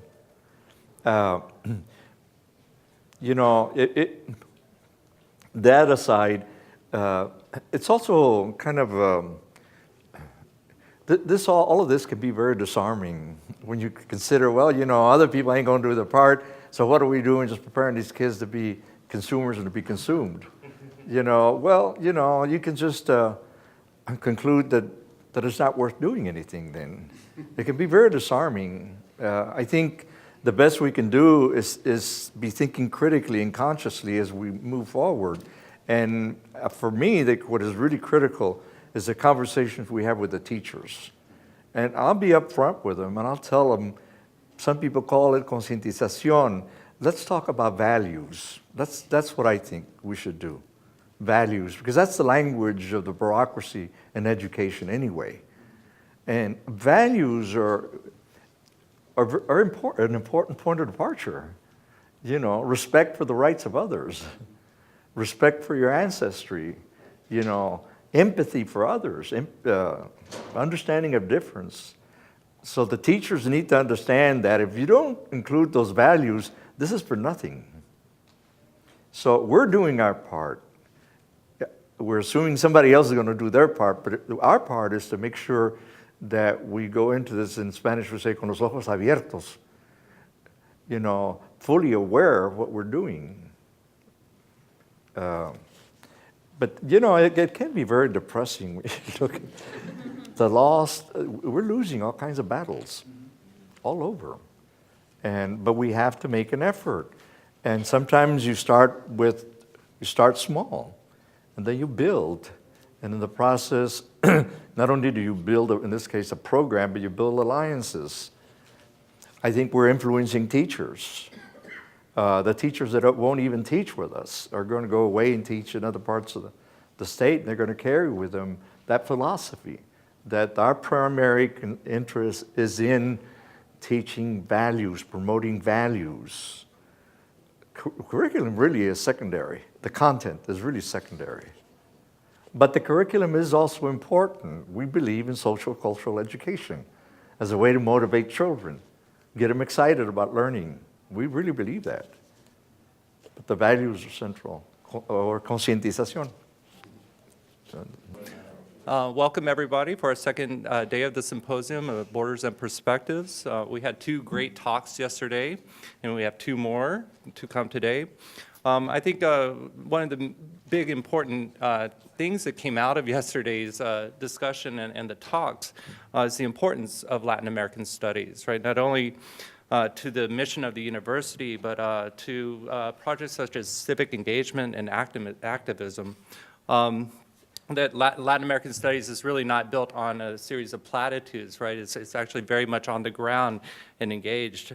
Before we go to the next talks, I'm going to go through a list of contributors to the program. There's actually a long list. Yeah, I'll try to spare you the list feeling of that. But we have, as I said, 2 more talks today. There's no question and answer after the talks, but instead there'll be a panel discussion with all speakers. So we'll hold off until then for a discussion. So to give verbal thanks to all the people and organizations who have supported this program. With administrative assistance, I really would like to thank Terry Johnson, Catherine Hooker, Allison Fannin, and Kelly Lessard for their great work behind the scenes. Again, to our student committee, Tori Vasquez, Guillermo Alvarado, and Meili Crazis. To the Latin American Studies Committee, Carlos de Oro, Laura Senio Blair, Angeles Rodriguez Cadena, Eric Selvin, Omar Rivera, and Michael Bray. And especially, again, to Eric Selvin and Omar Rivera for pulling a lot of the heavy weight at the beginning of this and getting this going. I'd like to also welcome our newest faculty member, who's not yet part of the committee, but we expect him and hope he will be part of it very soon, Jethro Hernandez Barones. Welcome. And to all the contributors, there's a long list. The Provost and Dean of Faculty, number 1 here, for greatest contribution at least. The Americas North by South Paideia that I introduced yesterday. Global Citizens Funds, student organizations such as Latinos Unidos and Kappa Delta Chi, campus committees and offices, the Coalition for Diversity and Social Justice, the Diversity Enrichment Committee, the Office of Diversity Education, and the Parent and Alumni Relations. Departments and programs that have contributed include political science, philosophy, race and ethnicity studies, sociology and anthropology, history, Spanish, feminist studies, and international studies. So quite a list there of quite a number of people who have really brought this together. So with that, I'll leave it to Melissa Johnson, who will introduce our next speaker. Thank you very much.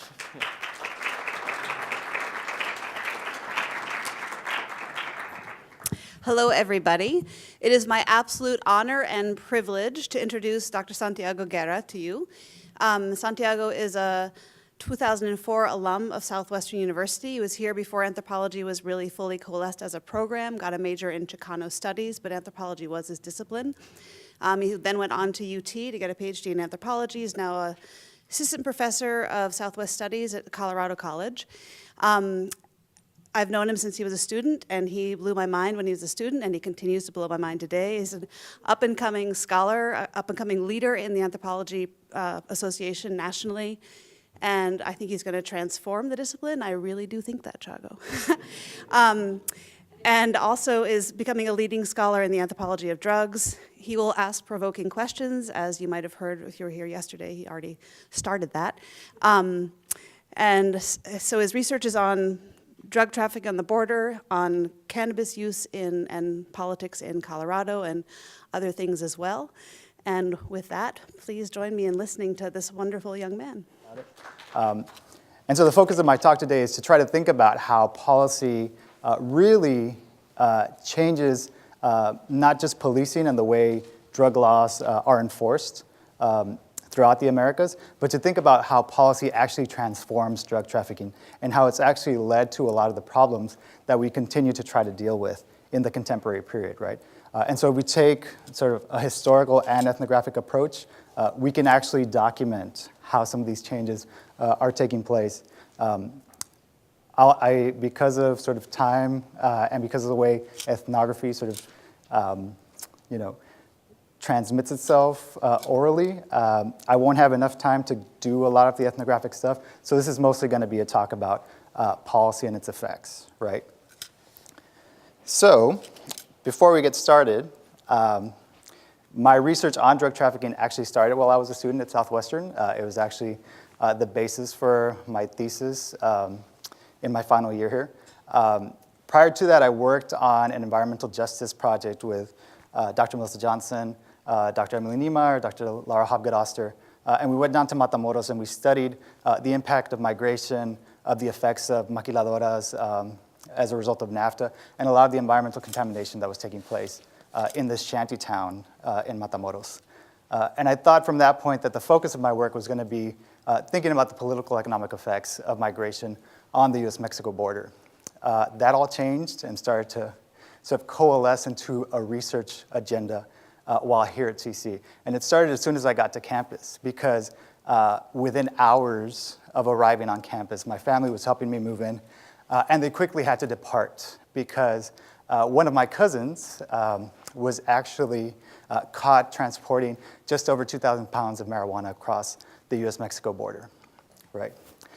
In that initial stage, I really didn't think about it much, but in my third year here at Southwestern, a white student who was my neighbor in these sort of mock apartments here on campus was actually caught dealing marijuana out of his apartment. And what transpired just after this event was what really got me to think about researching drugs in this sort of social justice-oriented framework. And what took place is that the campus community rallied in his defense, right? And they talked about how these draconian drug laws were affecting communities. And one thing that I left out is that in the whole time here at Southwestern, my cousin, who I mentioned earlier, was held in detention at the federal facility down in Taylor. And so I would visit him periodically on weekends. And so this moment here at Southwestern in my third year really opened my eyes to sort of the injustices of how the war on drugs is exercised across the Americas, right? How you can have folks rallying in the defense of this young white male student who had so much promise and all these dreams that could have been crushed, right? And in the end, he really didn't suffer any of the repercussions of his actions, right? And my entire question was, what about all those young men at the detention facility down in Taylor, who are mostly there for the same type of crimes? And there's a reason why this takes place, right? We've constructed the war on drugs in a certain way, and a lot of that comes out of particular ways in which policy and policing serves to reinforce the agendas of the nation state, right? So I'm going to try to do a little of theoretical work before getting into the actual content. Some scholars in the anthropology of drugs have started to develop these ideas around what we've been referring to as narcopolitics, right? The ideas around the political acts and the political repercussions of prohibiting particular substances that we come to recognize as drugs, right? The leading sort of authority in this field and sort of theorizes to the greatest extent, William Garriott, focuses on how narcopolitics is not about controlling people, it's about controlling substances. And in my analysis, I really disagree with that, right? Because if we look at the historical material and the ethnographic material and the social reality of how drug laws are enforced, right, it's really about controlling people, right? controlling territory, and controlling life, right? And because we're talking about controlling life, right, we have to talk about biopolitics, right? And so this is like, the accessible version of Foucault, as accessible as I can think of making it, right? But what biopolitics really refers to, right, is a system of governance that regulates and controls populations through what Foucault refers to as biopower, right? And biopower are the technologies and the techniques that enable the nation state to exert control over its population. And aside from that, biopower is significantly invested in life in order to produce and maintain a healthy and vigorous population. That is to say, we try to get rid of those elements that are a threat to maintaining life, right? Now, if we think about drug laws in this sort of theoretical framework, we really start to understand how that situation I just mentioned earlier is able to unfold, right? Because whose lives are we valuing in that scenario, right? Not the lives of my cousins or these individuals along the border or in Mexico, right? Right. We protect drug consumers at the expense of drug producers and drug traffickers, right?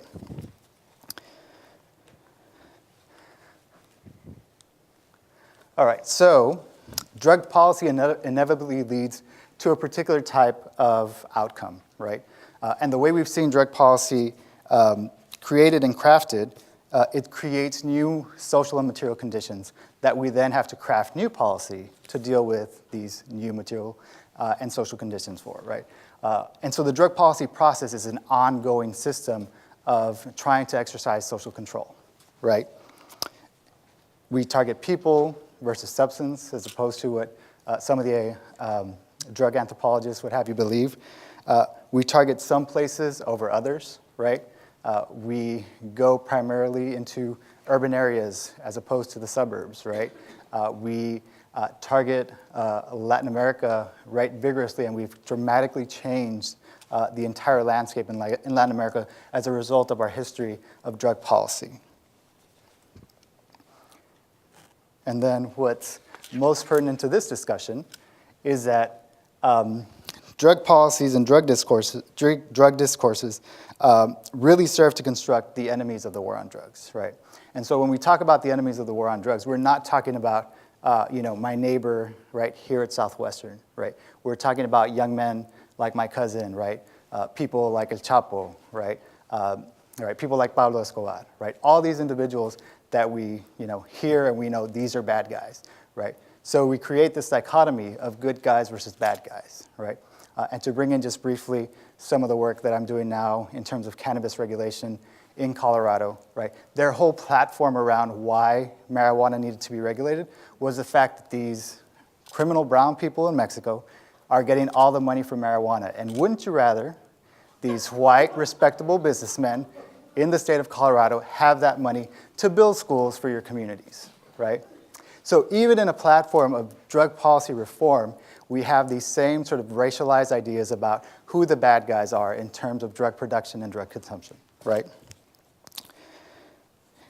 So historically, the targets of the war on drugs are Latin Americans, but now increasingly, because of changes to the drug trafficking landscape as a result of this policy, now when we talk about the effects of drug trafficking and the targets of drug policy, we're talking about Mexicans and we're talking about Mexico, right? We've started to see now, because of the effects of Mexican drug trafficking organizations, that even that is starting to bleed into Central America, right? Places like El Salvador, Honduras, Nicaragua, right?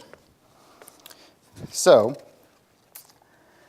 how does drug policy change trafficking, right?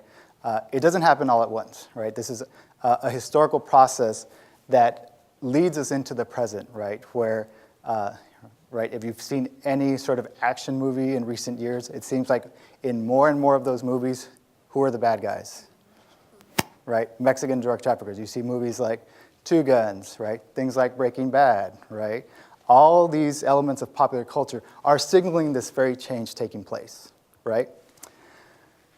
So as a result of our drug policy, right, we create new forms of policing. Increasingly, these types of policing measures are targeted, right? Spatially targeted, population targeted, and they're militarized, right? Now, as a result of this border policing taking on this new militarized form in both the US and in Mexico, we've seen the border become a militarized zone, right? Now, that creates all sorts of new sort of realities for drug traffickers along the border and throughout Latin America, right? So if the policing bodies adopt militarized tactics, guess what drug trafficking organizations do? Adopt the very same tactics, right? So now drug trafficking organizations are innovative, they're coercive, and they're increasingly violent.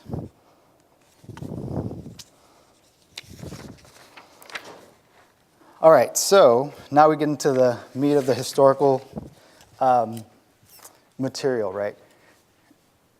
In this discussion, right, we have to begin in 1848 when we designate the Texas-Mexico border our sort of new boundary marker for the nation state, right? Now, in this initial period, we see the growth of smuggling, right? Smuggling, right, and in all sorts of goods, right, all sorts of contraband becomes an important economic practice along the U.S.-Mexico border, and it's something that we see sort of globally, right, where borders become important places to undermine, the imposition of tariffs, right, the imposition of restriction on certain goods, right. In the contraband era, right, the goods that are trafficked aren't necessarily, right, any of these things that the state sort of deems are dangerous, right. In a lot of cases, as in, both world wars, for example, right, we had rationing in the U.S. Guess what? Our neighbors to the south helped provide a lot of the goods that were being rationed, right? Go back even further back in time, right? During the Civil War, because of the boycott, right, on Confederate cotton, they found a way to smuggle cotton out of Texas into Mexico, right, back across the Atlantic to ready and available markets, right? So we have to think about drug trafficking within this history, this longer history of smuggling, right? In the initial period, we see a lot of families start to develop an entire livelihood around the smuggling of whatever goods are available, right? Things like textiles, right? The first narco corrido that if we can call it that, of somebody smuggling goods across the U.S.-Mexico border, Mariano Reséndez in the South Texas border region was a textile smuggler, right? He died for smuggling textiles, right? This is documented in both popular culture and also historical materials. But then something changes, right? And that is we begin prohibitive policy around particular substances, right? In 1914, we have the Harrison Narcotics Tax Act, and that effectively begins to outlaw a lot of the drugs that we now sort of associate as the hard narcotics, right? Things like heroin and cocaine, right? We flash forward a little bit, right? So as we see 1914 have the passage of this act, we start to see smuggling groups already move into smuggling heroin and cocaine, right? We get to 1919 and the 18th Amendment, right? Alcohol prohibition really sparks the growth of these smuggling organizations, right? The first drug smuggling organizations that become truly powerful are these alcohol smugglers, right? Los tequileros, as they're referred to, in Spanish. And they really become quite, profitable and quite powerful in just the act of, right, smuggling this prohibited substance, right? But then, right, we repeal prohibition, right? 1933, the 21st Amendment, cuts off a lot of the income source for these smugglers, right? But we don't leave them completely empty-handed because just a few years later, we have the Marijuana Tax Act. So, right, the government gives, the government takes away, and they give again, right? And so now, right, this really sets up this sort of what we can call the trinity of drug trafficking, heroin, cocaine, marijuana. really sets up the social circumstances for these drug trafficking organizations to grow to this large scale that we start to see by the 1980s and 90s, right? And so this is the type of shifts we see early on, right? Prior to any sort of declaration of a war on drugs, right? And it allows for smugglers along the border to really see the profitability of drug trafficking, or drug smuggling at this point, right? And then we see the birth of the drug war, right? And we don't just see this here federally, right? We see this internationally. Because if we look back to 1961, we have the first UN Single Convention on Narcotic Drugs, right? Everybody know that Uruguay is the first country to legally legalize the production, sale, and consumption of marijuana, right? There's a reason, because they're not bound to these international conventions on drug prohibition, right? So in 1961, we have the UN Single Convention on Narcotic Drugs. In 1969, as a prelude to the official launch of the war on drugs in the US, we have Operation Intercept, right? And what Operation Intercept did is that it was the first large-scale targeting of the US-Mexico border, right? All ports of entry were given new numbers of manpower to be able to revise more and more vehicles coming across into the US, right? I've done a lot of oral history work with some of the older smugglers, and they said prior to Operation Intercept, they could bring stuff over without any real problem, right? They would come across, they'd take, if you know the Rio Grande Valley at that time, right, it's around the time of the Texas, farm worker strike. They would actually take a lot of the farm trucks, right, that they would use to transport, things like watermelon, onion, down in the Rio Grande Valley, take them over into Mexico, load them up with marijuana, drive them across the river, right, distribute them into smaller loads and send them up to the counterculture kids, maybe here at Southwestern, especially down at UT Austin. And so it was a really, really sort of simple process, right? Operation Intercept changes all that, because as traffickers start to recognize that they're about to experience a new level of surveillance, right, and policing, they completely reformulate their smuggling practices, right?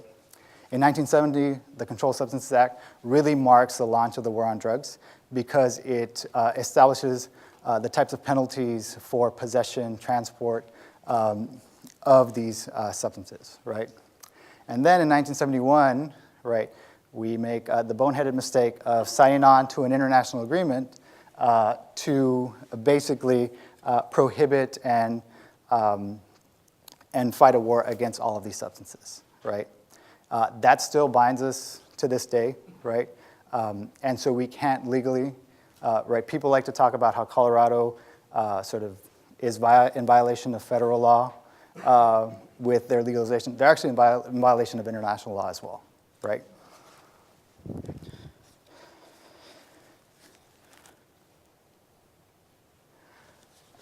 And then in 1973, we have the establishment of the DEA, and that results in all sorts of new problems, right? In the 1960s, as a result of the UN conventions, we see the breakup of the French Connection, right? Prior to this, most of the heroin in the US came from Southeast Asia, right, or the Far East. And all that came across, right, the Atlantic, right, through a group of French smugglers. We target that. We're able to use the UN conventions to be able to target that system of smuggling into the US. So we cut off the supply of smuggling from overseas. We eradicate the East Coast Florida trafficking route for cocaine, right? If you remember the history of trying to target, right, Escobar, right, and all these sort of conflicts in Colombia, right, that sort of undid the access to those two substances, right? What ends up taking place is that these policies actually redirect, right, the smuggling of these goods into Mexico, right? And that's when we see the greatest change to Mexican drug trafficking organizations, because now they're not just working with some marijuana, right, a little bit of heroin. Now they're working with a substance that's increasingly popular and especially more profitable, right?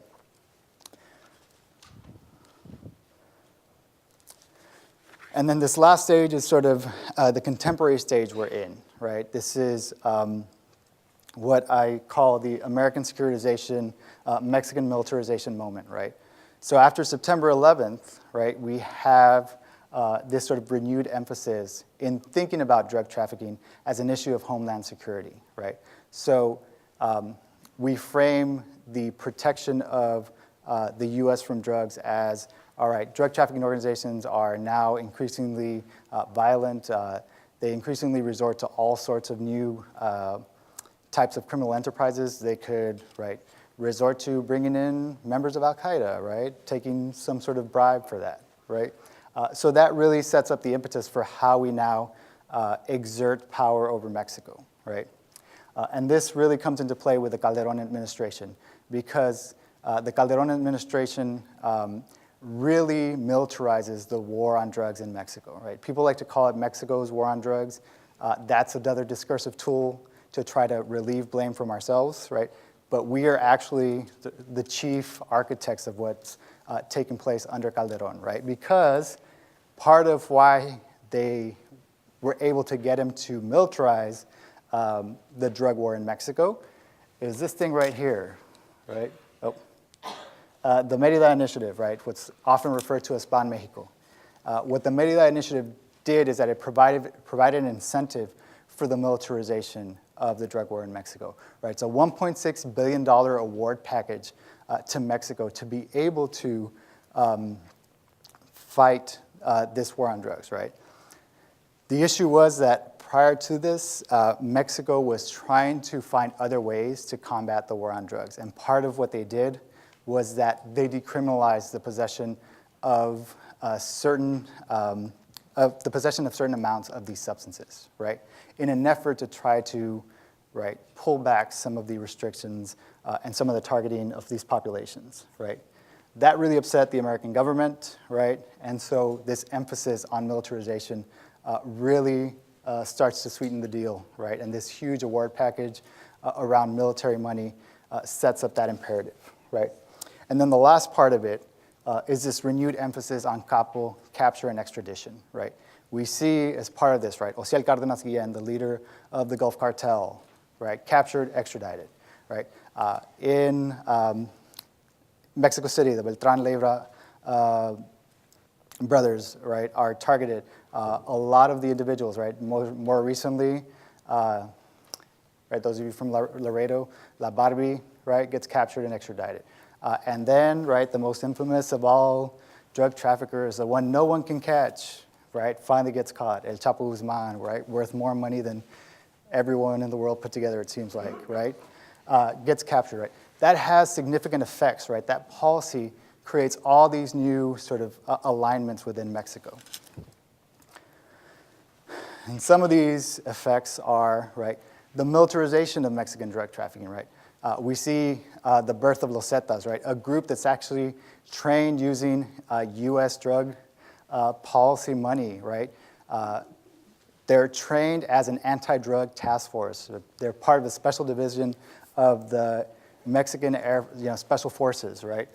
They get quickly bought out by Ociel Cárdenas Guillén and told, hey, I need a military.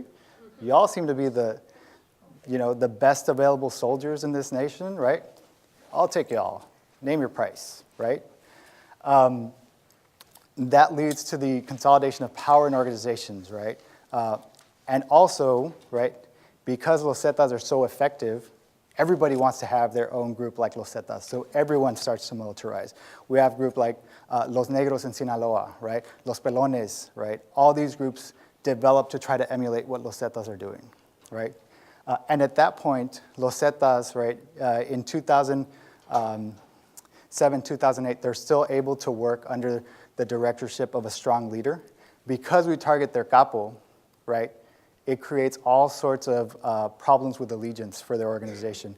And so eventually Los Zetas break off from the Gulf Cartel and eventually take control of just about half of Mexico, right?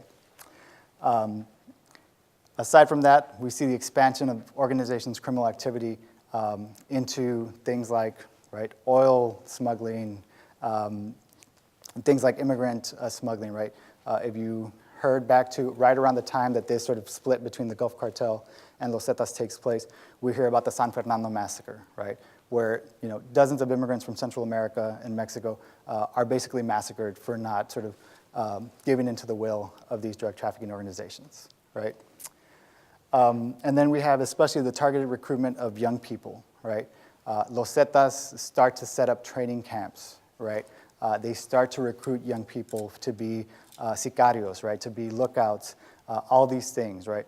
And so we see gradually drug trafficking organizations become powerful as a result of our efforts to undermine their activities, right? And all this is taking place at a point in time where drug consumption in the US remains pretty much stable, right? And one other thing is taking place in the US and why Los Zetas become so powerful, right? To critique the folks that I study in terms of the legalization efforts, right? The legalization of both medical marijuana and recreational marijuana along, right, the western half of the United States actually redirects most marijuana trafficking from Mexico through Texas and to the eastern portion of the United States, and especially parts in the South, right, which don't have any hope of legalizing the substance anytime in the near future, right? So drug policy has an effect on these type of things, right? And then probably the most important thing to talk about when we talk about the effects of drug policy on society, right, and on the border, right? If any of you are familiar with these hashtags, right, this is part of an ongoing crisis in Mexico, right, where 43 students from La Escuela Normal in Ayotzinapa were disappeared, right? And in the process of trying to find these young people, right, they've uncovered all these mass graves throughout southern Mexico, right? And every time they uncover a new grave and they do the forensic analysis, they figure out these are not the students, right? But those are some people that, right, have been exterminated as a result of the rise of drug trafficking organizations, right? And the state that has the most narcofosas, or these graves that have been discovered, is the state of Tamaulipas, right, with which we share the greatest border, right? And so we had in Mexico, right, in the last week, this call to action, right? We have Mexicans, right, fed up, right? These hashtags, Ayotzinapa, México lindo y herido, vivos se los llevaron, vivos los queremos, todos somos Ayotzinapa, right? Hashtag for el Estado is probably the most important one because there's some truth to this, right? It was the state who was complicit in having them disappear, but it's also, right, the state more generally, right? The effects of policy and prohibition that have led to these sort of types of organizations being able to exercise this type of power. And then the last one, which is probably most important, ya me cansé, right? That is to say, we're fed up. And this is really important because we do not have a real emphasis on drug policy reform in the US, right? We have a few sort of rumblings of marijuana legalization here and there, but there isn't a concerted effort to try to undo the years and years worth of prohibition that have led to all of this, right? And in sort of wrapping up this talk, I want to sort of leave you with, it isn't simply the bad guys, right, that are going down for all of these changes that have taken place, right? We shouldn't necessarily think about this as, right, drug traffickers are bad, we as honest citizens are good, right? Because everyone is complicit in this taking place, right? If you're not politically active as someone who makes an effort to fight this, if you're a drug consumer, right? I often talk to my students about, if you consume any of these substances, right, on an illicit market, you're contributing to this type of perpetuation, right, and growth of these types of industries. Would you give that up until this problem is resolved? Most of them say no, right? And so we're complicit, all of us, in the fact that this is been allowed to go on as long as it has, right? And just in case you think, okay, well, why should we care? Because I am an anthropologist, I'm going to end with a little bit of ethnography, just to try to drive the point home, that it isn't just these bad guys that are affected by this, right? All right, so right, as a matter of historical context, to talk about something that took place, right? On May 20th, 1997, 18-year-old student Ezequiel Hernandez was shot and killed by U.S. Marines in the West Texas border town of Redford. The Marines that killed Hernandez were part of a joint task force operating between the U.S. military and U.S. Border Patrol. Their mission was to implement new intelligence gathering and policing strategies as part of the escalating war on drugs. Hernandez was shot because he was mistaken for being a drug trafficker and possible threat to the Marines, while he was herding his goats and carrying a .22 caliber rifle. He was the first American civilian killed by the U.S. military while on duty since the Kent State killings of 1970, right? Less than a year later, in March 1998, two young men were traveling through Rio Grande City at midnight in a white Ford pickup along U.S. Highway 83, which runs parallel to the Rio Grande River. Without warning, the young men were ambushed by several county sheriff's units, Rio Grande police chief officers, and Border Patrol units. The two young men, one 17, the other 15, were held at gunpoint by authorities for several minutes until it was determined that they posed no threat. The lead officer stated that, quote, they fit the description of a vehicle of interest. That is to say, there was a white Ford pickup that had been seen fleeing from the river that was purported to be in possession of large quantities of marijuana. So after the excessive show of force, the 17-year-old was released, and the 15-year-old was detained for a city curfew violation. Now, I'd like to say that this is something that's uncommon, right? But I still collect these type of stories from young men about the same ages in Rio Grande City, right? And typically, they match the description of, it's a similar vehicle, right? We thought you were carrying drugs. They're always held at gunpoint, right?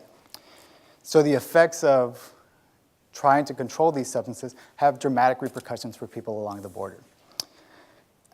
And just so you know, it isn't some kid, somewhere out there, the 15-year-old was me, right? Thank you. Hello, I am Omar Rivera. I am the chair of the Race and Ethnicity minor here at Southwestern. I'm also an assistant professor of philosophy. I am delighted to introduce our keynote speaker, Dr. Nicole Guidotti Hernandez. Before I read out loud not all, but a selection of the things she's accomplished, when I learned that I was introducing her, I started looking into her research, and then I realized, and this is in the moment in which we're trying to kind of like rethink the Latin American Studies curriculum and make it more pertinent to us. And she really models the kind of research that I think our students should aspire to be doing. And so I think it's very appropriate to have her with us today. And if you're students and if you're going to listen carefully to what she's doing, I think you should think of Latin American Studies as a place where this kind of research can happen. Can you hear me at the back? Dr. Nicole Guidotti Hernandez is Associate Professor of American Studies, Chair of the Department of Mexican American and Latino Studies, and Associate Director of the Center for Mexican American Studies at the University of Texas, Austin. She's an expert in borderlands history, transnational feminist methodologies, Chicano and Latino studies, and critical race studies, and all kinds of other things that I cannot end enumerating. Her book titled Unspeakable Violence, Remapping U.S. and Mexico National Imaginaries, published by Duke University Press in 2011, was a finalist for a 2012 Berkshire Women's History First Book Prize. She has published numerous articles in journals such as Women's Studies International Forum, social text, The Latin Americanist and Latino Studies, where her article, Dora the Explorer, Constructing Latinidades and the Politics of Global Citizenship, is one of the most downloaded articles in the history of the journal. She's currently at work on 2 book-length projects. The first, Queering Borderlands Masculinities, examines 3 case studies about Mexican revolutionary Enrique Flores Magon's emotional life in exile, photo documentation of the homoerotics of abjection through the Bracero program in the Salinas Valley, and actor Danny Trejo's body as archive, to argue that a queer reading shows the unintended consequences of how nations, individuals, photographers, and communities depicted such masculinized bodies as the pathological limits of gender normativity.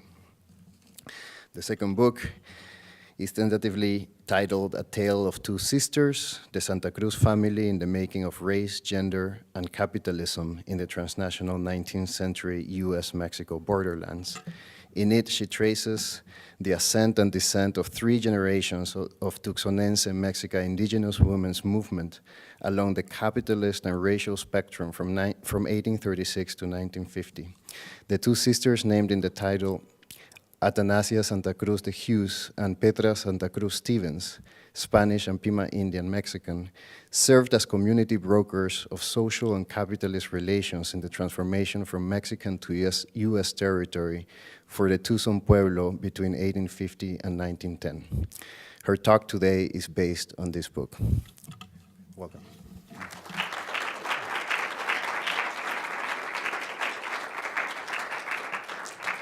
Thank you so much, Omar. Thank you, everyone, for being here today. And I want to say thank you and congratulations to Santiago, because he is proof that the portfolio program in Mexican American Latino Studies is highly successful in training cutting-edge researchers and scholars. And your other professor, Professora Brenda Zendejo, is another perfect example of the kind of intense and competitive graduate training you can receive at the University of Texas at Austin with us. And so I'm hoping that you will come and talk to me afterwards, the young people, or those seeking a second PhD, perhaps, to talk to me about the wonderful offerings that we have at UT Austin. Please know that there's an open door for you. I also want to thank Patrick, Omar, and Eric for inviting me here today. It's a real honor to be giving this lecture. And I'm going to be old school in the sense that I'm going to be talking about the 19th century and women in fancy dresses. And I'm going to be old school in that I have a paper. So please bear with me. I hope that you enjoy the narrative and what I think it has to say about the history of capitalism in the American Southwest.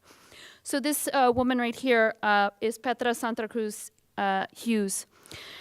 When her husband tried to kill her before taking her own life on March 24th of 1893 in the Tucson, Arizona territory, Petra Santa Cruz Stevens, who was 50 years old at the time, was saved from death by her peñeta, that is, a hair clip made of metal. A symbol of propriety and Spanishness, this link to Tucson's Spanish colonial past deflected the bullet so that it did not penetrate her skull in its entirety. Often a symbol of mourning and modesty in traditional Spanish Catholic practices, the peñeta is ceremonial and worn during weddings, processions, dances, and other important moments in life. Popularized by Queen Isabella of Spain and used with a mantilla, the peñeta that Santa Cruz Stevens had in her hair that day that she was almost killed was a way of signifying her upper-class status, a claim to Spanishness, perhaps a distancing from indigeneity, and more importantly, it was the difference between her survival and her death. Make sure I get this right. Scholars know very little of Petra Santa Cruz Stevens in the historical record beyond this strange and somewhat sensational story. Her sister, Atanasia Santa Cruz de Hughes, was one of the most often cited Tucsonense Mexican women from the territorial era history of Arizona. Her sister was married to Sam Hughes, the founder of Tucson's first public school, and organizer of the Cat Grant Indian Massacre, where 130 Aravaipa and Pinal Apaches were slaughtered at the Arizona Military Fort in 1871. And I talk more extensively about the women's role in the mobilization of that massacre in my first book. Petra's sister, Antanasia, was so important to Tucson history that her testimonies about the transformation of Mexican to U.S. territory become the basis and the primary source material really for all history of that era. What's interesting is Petra, who you saw in that first image, is often referred to as Antanasia's sister or the person that was married to her husband, Congressman Hiram Stevens. Petra is merely a wife and an appendage to history. But I think this has something to do with that murder-suicide attempt on that fateful day of March 23rd, 1893. What we also need to know about the moment of that suicide and that murder attempt is it is directly linked with the financial panic of 1893. For those of you that don't know what happened with the financial panic of 1893, Barron Brothers Bank in Argentina failed, which then created a run on U.S. gold and investments, where many investors here in the U.S. cashed out, making many banks fail. I'd like to have us think about the attempted murder-suicide and Petra Santa Cruz Stevens' disappearance from history as a real link and set of evidence about the material effects of the economic crash in daily life. So my argument today is that the unsuccessful murder-suicide attempt by Hiram Stevens on his wife, Petra Santa Cruz Stevens, set into motion what we become a set of self-imposed historical invisibility, a historical invisibility that really is derived from the shame wrought by the 1893 market crash and the way that that 1893 market crash devalued the racial capital that her family had amassed. So the sum total of my readings today stage a series of interventions, for this is not a typical Borderlands history. I'd like to think about it as a reassessment of Borderlands history in the ways that it is currently practiced, often as a masculinized field of discourse. I'd also like us to think about the ways in which material objects and the effective social labor of producing legible subjects is indeed a part of doing women's history. And I'd also like us to think about the gendered and racial modalities that inform property relations. That is, what we own determines who we are. All of this is to say that I think a feminist critique through social history gives us a glimpse at how something as simple or as grandiose as a murder-suicide attempt can get us to think differently about the role of gender, of capitalism, and sexuality in the larger history of the U.S.-Mexico borderlands. So first, what I'd like to do is just give you a little bit of history about the family. And so you can see these are the movers and shakers of Tucson Mexicano Anglo history from roughly about 1850 to 1900. And I will get into the images more discreetly in a minute. So the Santa Cruz women who you see here start their ascent out of poverty when Petra, on the far left, met her husband, Hiram Stevens, at the age of 13. Stevens had immediately started courting her, but her aunt did not like him because, as she says, quote, he wasn't even Catholic, end quote, which, you know, in the 1850s was a real problem. 3 years later, Stevens found a priest to baptize him so that he could marry Petra, also very smart, right? And in roughly 1859, at the age of 16, she married Hiram Stevens, who was 11 years her senior. Marriages like the Stevens-Santa Cruz union were quite common during this period. And while there were no anti-miscegenation laws on the books in Arizona at this time, there was a way in which such Mexican Anglo unions signaled a crossing of different cultural and religious tenets. Unlike California, where Anglo men often married into California families to have access to Spanish land grants, their Arizona counterparts had already had those land grants significantly broken up. And in Tucson in the 1850s, what integrated American newcomers into society was not access to land through intermarriage, but access to cultural capital and the domestication of these men by becoming Mexicanized to some degree. In essence, Tucsonense Mexican women, like the ones that you're seeing in this picture, aided in Anglo ascendancy in territorial Arizona through intermarriage and through the sharing of culture. They actively configured a racial image of the Pueblo's Spanish-speaking population by emphasizing their Spanish heritage at the same time that they were married to Anglo men. And they became part of and shaped what I like to think about and what they really talk about as an emerging white hegemony. And this, however, changed with the arrival of the railroads in the 1870s and the increased emigration of white women.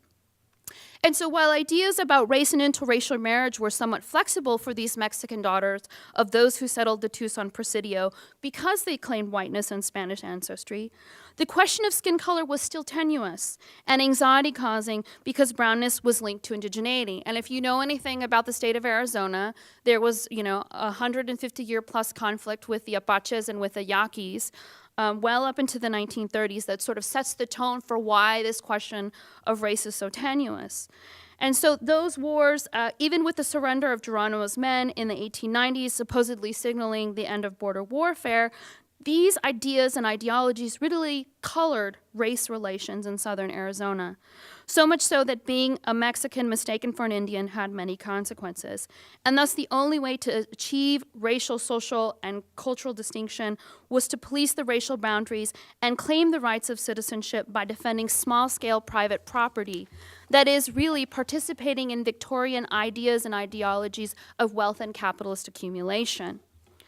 So one of the things that I just want to point out about this photograph, which I think it's a magnificent piece of evidence, is really the excess that we see in this photograph, and I'm going to talk more extensively about that. What do I mean by excess? Look at the excess fabric. Look at the jewelry. Look at the detail of the cuffs on the dresses and the sheen of the fabric, that silk, the leather of the jacket that Antonasia is wearing over her calico dress, the small ruffle detail on the bottom. For me, this is very telling about how material excess and the materiality of wealth plays out very explicitly through fashion and through the details of really what is capitalist accumulation. So I think this is yes, it's a beautiful picture, but it also really gives us an idea of the way that people were performing their wealth, right, as a means of social mobility. So what I also want to talk about is the ways in which these images do ideological work.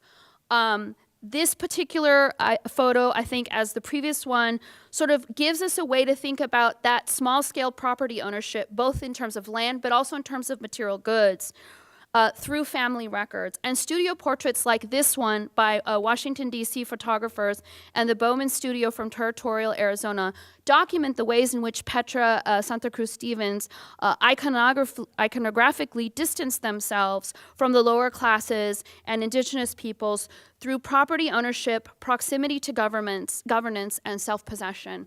In this photo that you see here, and the previous one, Petra and her sister were well-dressed in silks and taffeta, large quantities of them, no small expense in the 1850s, where such fabrics took several days to travel by wagon from Mexico City or from the eastern United States into the territory. What we notice in both pictures is that the women engage the camera with humility, but also demonstrate their difference through that humility. Their husbands almost more explicitly engage the camera. And one of the things that we can also glean from this picture is that even though it's sepia-toned, we can tell that there are indeed differences in skin color, which again, I think, get us to that question about how racial categories are not fixed, but rather socially constructed. The other thing that these images do is they represent an emergent class of merchants documenting their rise into affluence. And as scholar Nicole Hudgens has argued, 19th century portraiture was a means of building a visual sense of one's own past, and I would argue a future, including women's ability to exert their subjectivity by capturing it on film. And while standards of neatness and elegance perhaps optimize the photographer's results, the conventions about quality, about propriety, about excess, and about goods all sort of show us racial capital in action, right? That is, how racialized subjects can advance through society through their accoutrement, right? Through their dress, through their stylization, through their self-representation. But one of the other things that we need to know about this picture is that it was taken when Stevens was serving in the U.S. Congress. In fact, he was one of the first territorial delegates to the U.S. Congress. And for me, it really gives us a sense about a national perspective on family, a symbolic representation of the national family through Congress. I was just on a plane with Ted Cruz 2 days ago, and so I survived. And I think that, there is this very clear sense that our elected officials and their families really become emblematic of that nation-building project. And so I would say that just like Senator Cruz, who I was on the plane with the other day, right here too, we see a very particular kind of stylization that is about representing the nation and national family. So the symbolic work of these photos of congressional members and their families were a means of fomenting the idea of a strong nation. They also convey family values and the opulence of class status. And while we look at Petra's gaze slightly to the left, if we look really closely, we can see her chandelier earrings and her 4 rings, 2 on one hand and 2 on another, coupled with Stephen's ring and shiny pocket watch, which all, again, highlight the accumulation of wealth. These signifiers of petite bourgeois property ownership reproduce Victorian excess as economic and white racial normativity. And in an oral history, Petra's daughter Elisa reminisced that Hiram, her father, quote, loved to dress Petra up and buy jewelry for her. Petra was successful at the nation's capital. She was pretty but could not speak a word of English, end quote. So while Elisa, Petra's daughter, describes her mother as a kind of wonderful and fashionable appendage, there's something else we need to think about, which is Petra's lack of acumen with English. And I think this is part of the reason why she sort of becomes this marginal figure in history as well. The fact that she is sort of seen and not heard, perhaps infantilizes Petra, and the physical description by her daughter is no exception. And here, as with the previous picture, we see that Petra is much lighter colored skin color than her sister, and if one did not know, perhaps she could have passed for white, except as her daughter tells us, she didn't speak English very well. In some ways, I think this complete picture of the petite bourgeois family conceals racial difference, or at least attempts to, I don't know how successfully, by putting the focus on wealth, material excess, and the idea of family as a solitary unit displayed in market value. It also directly evokes the history of U.S. imperialism, which facilitated such interracial unions, their visibility, and their acceptability from the 1850s to the 1880s. So this Victorian accumulation of wealth and opulence, though, I think diverts our attention away from the trials and tribulations of 19th century family life, which was determined by struggle and stresses for both sexes, such as competition, childhood illness, death, and other forms of disease. So in these pictures, while we cannot see Petra's dislike for the East because she is indeed performing nation and belonging, there was a sense that emerged from her diaries that she was unhappy when she was in Washington, D.C. with her husband when he served in Congress between 1874 and 1878. Petra soon had grown tired of social life in Washington, D.C. and returned home to her family, most likely out of that cultural and linguistic isolation that her daughter had mentioned. Thus, despite the benefits and social privileges of becoming an overly legible subject to the U.S. nation-state as the wife of a congressman, Petra's close-knit ties to her Tucson family and linguistic limitations outweighed those of her obligation to be the good wife. Thus, she returned to Tucson during the second half of her husband's first term. The other thing that we should know as readers is that Stevens was really busy when he was in Congress. In addition to trying to advocate for the removal of the Apaches from Arizona, he had an affair. He had an affair with a woman named Clara L. Knight, and she bore a daughter named Clara Jane Knight Stevens on June 20th of 1880. Stevens didn't legally or publicly admit that he was the father of his child, but he did give her his name, deed property to her, and open a bank account in her name. That Stevens had a child from this affair, no doubt, had a number of traumatic and shameful effects on Petra Stevens and her larger family, and in several of the diaries, the family talk about the very wounding nature of the discovery of the affair and the illegitimate child. In the larger context of Tucsonense Mexican Catholic women's circles, public infidelity was one of the biggest insults against the sacrament of marriage. And the fact that it was with a woman who came from the same dominant cultural group from her husband could not have made it any easier. But despite these normative capitalist citizenship that's tethered to whiteness as property displayed in the pictures, the illegitimate child magnified Petra's difference on many fronts. The affair also marked Stevens' alienation from his culturally and racially different wife. But the other thing that the birth of Clara Jane Knight Stevens confirms is that Petra in this union was infertile, and they adopted children later. And it was also a topic of shame and reflection in this family's history, in their private papers and in their documents. And in the context of shame and responsibility in Catholic conceptions of womanhood generated through Marianismo and other ideologies, women like Petra could not biologically fulfill this motherly duty or the notion of Republican motherhood, which I think became very acute given the fact that she was indeed married to a congressman. Instead, Stevens' mistress produced the heir to the family legacy, creating deep social anxiety about race, capitalism, inheritance, and legacy. So one of the things that I think leads up to this, or rather characterizes this life of scandal, is that Stevens is, he's very wealthy, he circulates, right, he's a congressman. Petra and he are married, and they become some of the richest people in the Arizona territory. And so they're used to living this really kind of privileged life, right? Their friends would have parties to entertain Army officers. General Grant came to their home. They had a peacock in their parlor, right? I mean, really kind of excessive versions of wealth. And I almost think that Petra, became very used to it by looking at the documents and sort of seeing the materiality and the evidence of their wealth. And so I think that's why the financial panic of 1893 and the murder-suicide become such a shocking horror, not just for this family, but for the community at large. So let me move on here, which is this. During the early 1890s, as I mentioned, the financial panic led to crashing prices of real estate and bank failures.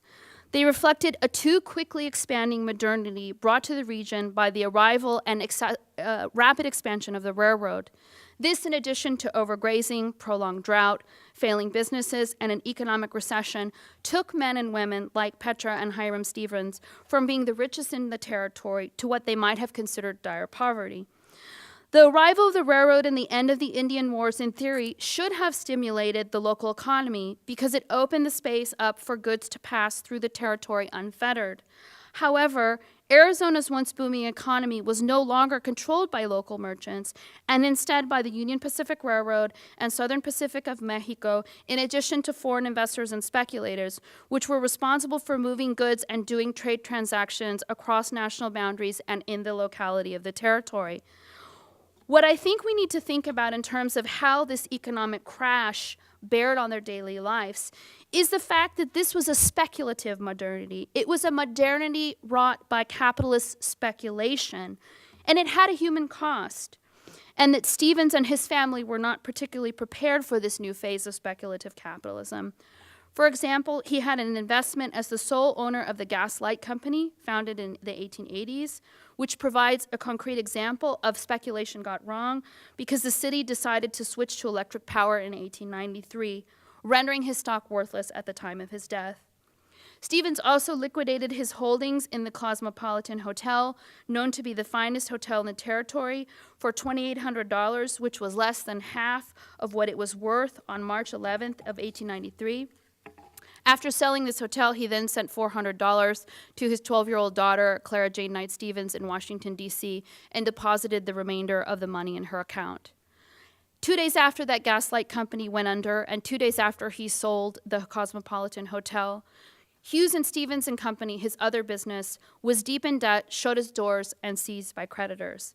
And on the day before his death, Stevens was described as being despondent upon his return to town because large numbers of his cattle had been found dead along the road to Nogales. Some accounts say that he shot the cattle that were not already dead. But nonetheless, distraught by sudden economic changes, the former congressman and Indian fighter on that fateful night of March 24th of 1893 shot his wife twice and then turned the gun on himself. The first bullet hit Petra's Spanish peñeta, as I mentioned earlier. The second went through the fleshy part of her hand. He later used a second gun to shoot himself in the head, and Petra underwent an emergency operation to dislodge what many assumed was a bullet from her skull. And family history reveals, as I said before, that peñeta is literally what kept her alive. As you see here, the headlines of the Arizona Daily Star and Tucson Daily Citizen announced this psychic break between self-invention and capitalist losses, really the economic and social bearings of that market crash of 1893. At 3 p.m. on the previous day, Stevens had returned from a Board of Supervisors meeting because he felt ill, and Petra, who was suffering from a headache, told him he was the more ill of the two and that he should lay down to rest. Stevens, in a kindly manner, passed his hand over her forehead, and the next thing that she knew, there was the report of a pistol, and she felt a burning sensation on her head. She screamed, "For God's sake, what are you doing?" End quote, where she then grabbed for the .44 caliber bulldog in Stevens' hand, and it went off again, this time the ball passing through her hand. He then hastily went for the .45 caliber Colt that was his favorite gun from his time in the Army and turned it upon himself. After that second shot was fired, the ball entered through the forehead above the right eye and exited out the top of his skull, tearing a ghastly hole in it. As the article says, Stevens was dead by his own hand, and, quote, he did it while his mind was temporarily unbalanced from intense pain. His actions of late are not those of the Stevens as his old friends know him. A lamentable affair, Mrs. Stevens' condition serious, end quote. What I think is interesting, and for us to draw in conclusions in terms of, the kind of historiographic content of this, is that we really get a clear sense of how the market, a non-human actor, affected daily life during this market crash of 1893. The psychic break and ill health was a product of untreated medical conditions that were exacerbated by the stress of market anxiety. Here we see the physical consequences of bad market futures manifesting in the body and in familial relations. When Stevens could no longer enforce his power through the privilege of his wealth, his world literally fell apart. A concrete rupture with the history of racialized capital, the murder-suicide mirrored the interruption of normal capitalist reproduction in the market. All of the accounts of this event suggest that while Stevens was not in his right mind, we have to pay attention to the fact that there is indeed a relationship between the market and economies of emotion. These narratives also magnify the fact that Petra was a casualty of that market speculation gone wrong. The outcome of monetary speculation led to her injury, led to her husband's death, led to her disappearance from the social world. It was her response to this violent tragedy. And when Petra Santa Cruz Stevens' account emerged in the press, all they spoke about was the fact that she too was connected to a rational frame of mind. And obviously, after experiencing a successful suicide attempt by your husband and being shot was no small trauma to face in light of this economic loss that they experienced in the marketplace. So these pain and loss were caused by a non-human actor. And yet, her husband took out those frustrations on his wife as a primary target of his suicidal violence. And one could argue that he wished to save her from the shame of his fall from economic grace and take her with him into death. One could also argue that he had a sense that he failed her and desired not to fail her anymore. Or one could argue that he blamed her for his economic losses. And while I've not been able to find evidence to suggest that these are indeed concrete facts, I still think that we need to pay attention to the idea that the market was the actor that initiated and instigated the cycle of violence in this household. So Petra essentially disappears after this murder-suicide attempt. Where does she go? What does she do? Luckily, I had access to her archives, which are at the Tucson Historical Society, right next door to the University of Arizona. It's actually Latin American Studies Institute. And what we see is that even though she didn't have a public life, she had a very active private life. What she did is she spent her time raising her adopted children. She spent a lot of time working with the Catholic Church. She put an altar in her home with a painting of La Immaculada as the frontispiece of that altar. These activities, these historical records, and her will, right, that I will talk about in a minute, suggests that while she retreated from public life, she indeed led a full private life that was tied to religion, penance, and I think reckoning with the shame of the murder-suicide and that fall from economic grace. What it shows is Petra's attentiveness to her economic means and position in the market. She attempted to take care of her family's land, what was left of it, and take care of her children. And I think that all of these private activities of religion and of informal participation in the market situate her within an alternative gendered history of self-making and capitalism in the region. And so I want to talk about her will, because I think wills really tell us a lot about, the students are kind of looking a little blank, like why a will, right? Wills are really important because they tell us again about that relationship between material objects, what they mean to the person that's leaving them as inheritance, and what their relationship was to the market. So these are some of the things that she left that Petra felt were important to leave to other people in her family.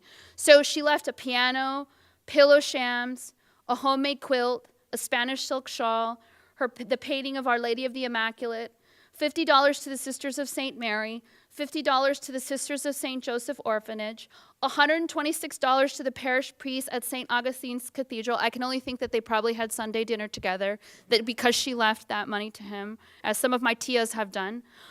Breast pins containing the picture of her late husband, Hiram Stevens, 2 silk shawls, and watch and shirt studs from her late husband, Mr. Hiram Stevens. And I apologize, there's a typo there.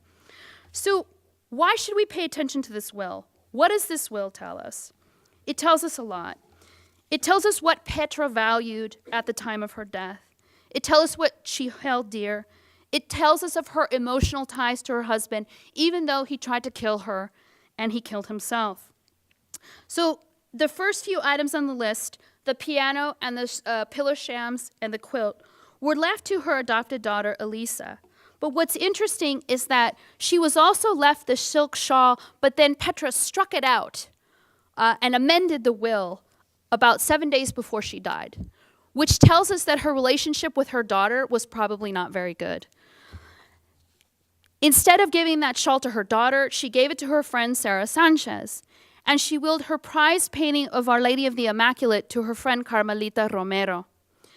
What is interesting about the next set of bequeathings, which are monetary amounts, is that they're given to charity, right? They're not given to her adopted daughter or her 5 children, right? They're given to charity. The Sisters of St. Mary, who founded the city's first hospital, the Sisters of St. Joseph, who ran an orphanage, and the parish priest, who was obviously part of her inner circle. And so if we think about that relationship between shame and penance and sort of the redemption of life after your partner commits suicide in a Catholic framework, it makes sense that she had this kind of proximity to these religious organizations and that she wanted to formally recognize them by handing over monetary donations, right, to them in her death. With that last set of donations, or rather bequeathings, Petra pays debt to her family, but also to her husband's memory, right? These objects are tied to the man who tried to kill her, that breast pin with a picture of her husband, 2 silk shawls that she gives to her niece, and the shirt studs that she gives to her grandnephew, who is named after her husband. So, given the anguish of the murder-suicide attempt and the shame it brought to Petra Stevens, why would she hold on to these personal effects of her husband? Why would she hold on to them and memorialize them through the will? I think there are a few clues about this that we can take. We could argue that injury and that shame, especially because she's Catholic, right, structured her life, and that the uneven and traumatic nature of affect and memory coalesced through the willing of these objects. That is, in facing her own death, she too is reminded of her husband's death. But these bequeathings, I think, also represent the way that she cultivated a history of violence, the way that she lived with it intimately, and passed it on to her family in the willing of objects, producing affective relations of property. That is, there is a relationship between what we own and how we feel about it. So when we think about Petra's life through these material objects and their willing, it provides an emotional history and it provides a history of violence. The will records the legacy of a woman who thought well enough of herself, in life to make sure that her history was codified legally through the objects that she owned. And with this document, I believe, Petra gets the last word in writing herself into the juridical history of borderlands economies of exchange, one silk pillow sham, pocket watch, and painting of La Immaculada at a time. And so I want to just focus lastly on her obituary, which you see here at the bottom, age of Tucson and dies in California City. She has this really interesting life, right? She gets married at the age of 16 to one of the richest men in the Arizona territory. She's a Tucsonense Mexicana indigenous woman whose husband gets elected to Congress. She's got a clearly wealthy life, experiences the suicide and murder by the hands of her husband, right? And yet her obituary is these three tiny little paragraphs. And so I'd like to use this as a way to meditate on the history of property relations. This obituary from July 29th of 1919 seems to best unify the gendered and racialized modalities of property relations. This obituary is the closest possible thing to an idealized account of her life. A life that is so unremarked upon here for the various scandals involving her deceased husband that she perhaps, if this were truthful, would emerge as the most unideal kind of citizen possible. Even though we know from the evidence that I've presented today that she was a beacon of Catholic propriety and a reorder of racialized capitalist systems, she nonetheless had this family legacy to contend with, a legacy of suicide and violence that was both localized in their home, but also as the perpetrators and organizers of the Camp Grant Indian Massacre. I think one of the reasons why this obituary really just sort of descriptively talks about her, right? The deceased was born and reared in the vicinity. For many years she watched the present city grow from one small village street. She had many acquaintances in the city in Pima County. I think it's so descriptive and bare and sparse precisely because the family wanted her to remain an ideal citizen in death.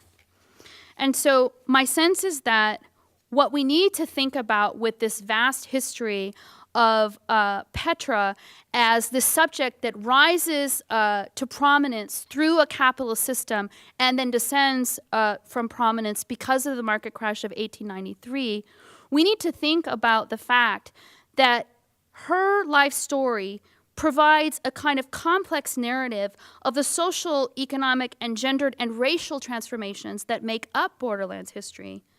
I think one woman's story can tell us much about how capitalism and national formation really did influence the way that the nation was constructed in the late 19th and early 20th century. And so while this obituary maintains her privacy and maintains the family's pioneer legacy, we need to think about why a history like this has much to say about what constituted proper Mexicana womanhood in the 19th century, what constituted upper-class propriety, or economic histories of violence and property relations in a place that existed on the margins of the nation-state. So for the young people, what does this tell us about racial capital in the contemporary period? The why should we care? Maybe the why I should wake up question, right? I think the relevance is that what it tells us is the subjects that emerge from Latino, Chicano, Latin American history, they're not always subaltern. Oftentimes, they are figures of the upper class. Oftentimes, they are figures emulating whiteness. We have this great conversation about millennials happening in the nation as the racial middle. I'd like to think about Petra Santa Cruz Stevens and her upper class peers as perhaps setting the stage of how millennials, Latino millennials, are talking about themselves as the racial middle. And so thus, I think what the story does for us is it tells us about how a market crash and mass social and political and personal upheaval was wrought by the market. It was wrought by the economy. It was wrought by speculation, and tells us about how the American Southwest history is as much a history of conquest as it is a history about the broadening and deepening of capitalism that did not affect white patriarchs or Tucsonense Mexicana women equally. In fact, we see from this history the way that capitalism touches all of us is very distinct in its processes. Thank you. Thank you, Patrick. While they make their way up here, let me make a couple quick comments if I can. First, I want to highlight Patrick and Omar's role and my colleagues on the committee role in making all this happen and putting it together. And I'd like to ask you to give them a round of applause, please.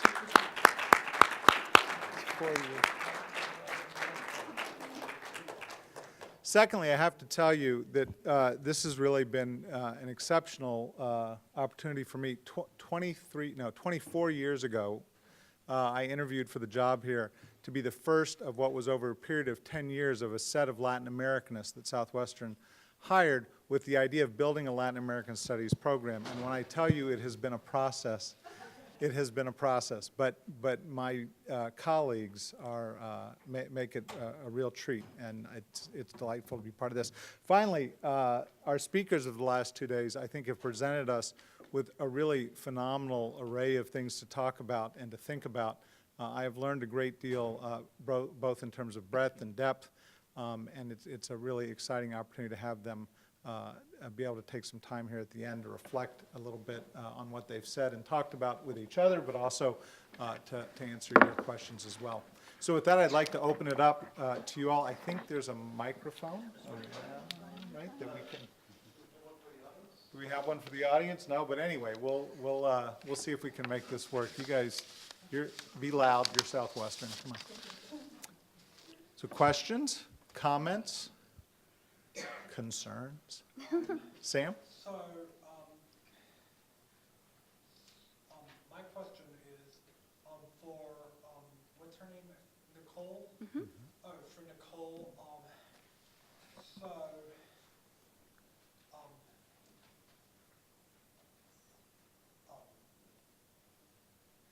How long did her husband serve in Congress? He served in Congress for 4 years. At that time, they were two-year terms, and so because they were a territory, there were two representatives, and he was one, and there was another from the Phoenix area. The gentleman's name is escaping me. I believe the last name is Hayden. So he served for 4 years, and he was the first territorial delegate to Congress. So it was actually a big deal because territories didn't really have representation at that point. Just like modern Puerto Rico. Just like modern Puerto Rico, you got it. Symbolic representation without real power to make actual institutional change. Yeah. It was a territory. Yeah. Other questions? Comments? It's not like you all to be shy. There are enough of you out there I can start calling on, you realize. Sadie, Kevin, Carly, Kenny. Can I ask something real quick? Please, About Patrick. those portraits, Nicole. And in the positions, the men are always seated and the women standing. Are you reading anything out of that, or is that just a kind of traditional trope of portraiture, or does it say something more about social positions or class or race? Yeah, I mean, so most of the photography has the patriarch at the center seated and everyone organized around him in this period. So if anything, I'd say it's a very gendered convention that cuts across racial strata, and you see this in general congressional familial portraits more broadly, but you also see it as a convention in the Arizona territory, in the vast array of photographs. The studio that took a Bowman studio, people would come from Phoenix to have him, by wagon to have him take take photographs of them because he was such a good photographer. And so even of Chinese American portraiture, sort of in the late 19th century, that also comes out of the Bowman studio in Tucson, the organization is the same with the male patriarch at the center and then the women organized around him. So The symbolic weight of that is ironic in a way to me because the male's seated and kind of inactive, whereas Right. the women are standing. Right. Well, and I think that, if we want to take that reading further, we're really talking about, right, women's reproductive labor, right? If we want to really kind of take that reading all the way. My sense is that the organization of the family around the patriarch is about the reproductive labor that happens around that figure, whether it's child rearing, cleaning of homes, cooking. Even though I know that Petra had, and I didn't have time to put this in the talk, they had domesticated Apache servants in their home. And I say the word domesticated because the young women were child captives that were taken from the Camp Grant massacre and put into Tucsonense Mexican homes to civilize them through domestic labor, which is a story that we're all very, that those of us that know that history are familiar with, which is, the trade in indigenous children was really how elite Mexicans and whites in places like New Mexico and Arizona, sort of built their households. Please. Yeah. My question is for Professor Guidotti. At some point you say that they are trying, I mean, the two sisters are trying to mirror some kind of white behavior. Uh-huh. Can you give us some kind of example that expose that kind of asymmetry that they are trying to implement? Yeah, so there's one really concrete moment where the two sisters are at a dance in 1862, and I have two oral histories that corroborate the event. And an Apache woman, Luisa, attempts to go and dance in the square of, it's the Agustin Square where the church originally was, and then it gets moved, during the Tucson Fiesta days. And Petra confronts Luisa and says, "Get out of here, you're not supposed to dance here. We are the leading citizens of the community." And Luisa's response is, "I am a person too." And so there's this very clear racial bifurcation around the distancing of themselves because they are indigenous. They're part Pima Indian, right? Their mother is actually Tohono, but the family, they say Pima, and so I say Pima, even though that's not the way that particular group identifies. And so there's this very clear sense of, and in that event in particular, where the women mobilize their proximity to whiteness, even though it's not exact whiteness, it's a proximity to whiteness as social capital. And all of the women use their Anglo names as a way to mobilize that capital as well. Many of them drop the Santa Cruz or the Rivera right after there's a woman, Carolina Fitzhugh. Yeah, Carolina Rivera Fitzhugh, but she's Carolina Fitzhugh, right? And so there are these very concrete examples of the way that that racial move towards whiteness on the spectrum, and I'm using, Julie Dowling's word, the racial spectrum, right? And I know she was here, so I'm trying to get all my Southwestern references in today. Well played. Right, yeah. I think that there's a clear consciousness about that white racial spectrum, and while it's not whiteness per se, it's a proximity that's being achieved through kicking indigenous people out of social spaces or through the strategic use of Anglo last names. And then for indigenous women like Luisa, when she's interacting in the community with other Apache Manzos, which is how they refer to themselves, she insists that she be called Comadre and Luisa and be called Mrs. Handy, who she's married to. So there's also a way in which indigenous women are replicating the similar structure of incorporation and inclusion on this racial spectrum through the deploying of Anglified last names. So. Wasn't that part of the Mexican history, though? I think in part, but what I would say is that in Arizona, it's very acute because no one wants to be mistaken for an Apache. I would say that is the very specific kind of racial policing that happens in that area. I'm not saying it doesn't happen in other places, but it's a direct response to the proximity of the Pacheria and its activity into the 19 teens, right? Carla? My question is for Dr. Zamora. I was wondering today after Dr. Guidotti Hernandez's lecture, I was thinking about how you mentioned in the curriculum the section on women and history of Mexican women in the U.S. and whether this made you think of any specific stories or any specific focuses within that curriculum. Any specific stories regarding women? Is that what you mean? What the focuses within that curriculum that focuses on women? Okay. I can tell you about one focus I've given women's history. I wrote a piece some years ago about Saracela Ramirez, who, there's all kinds of women, obviously, in all stations of life and with all kinds of ideas represented in their lives. But I was really attracted by this one woman who was associated with the Partido Liberal Mexicano, the Mexican Liberal Party that was exiled in this country, operated as an exile group. And one of the things that she demonstrates is that the women participate also in the leadership capacities. I think it's very important that children, the general public, understand that the Mexican-American community includes women that assume very prominent position in the communities in all kinds of spheres. She was particularly important in that exile politics. She was one of the first persons to basically sign on this side of the border with the Partido Liberal Mexicano before it even came here. And when it came in exile, they established their first headquarters at her home. She was also a poet, a journalist, and a teacher. And she contributed significantly in so many different ways. But I think for children, I think it's very important to focus on individuals, and through individuals, then teach a number of things, including the fact that women were also participants in this history and history making. Can you give us some particular example for that individual that you are saying? An example? Examples of the individuals. I have no doubt that Mexican-American women have some role. Can you give some particular example why that woman is important for you?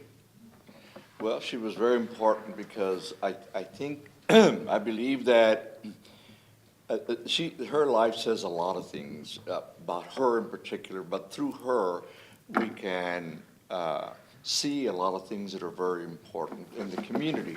And one of the things, among so many others, that she allows us to see is the importance that the Mexican community gives to teachers, profesoras. Right, yeah, but I am focusing more in one particular fact that she did during her life that you think that is relevant, that can characterize her as a leader in her community. One thing. Well, she was one of the first ones to pronounce in favor of the Mexican Liberal Party through her newspaper.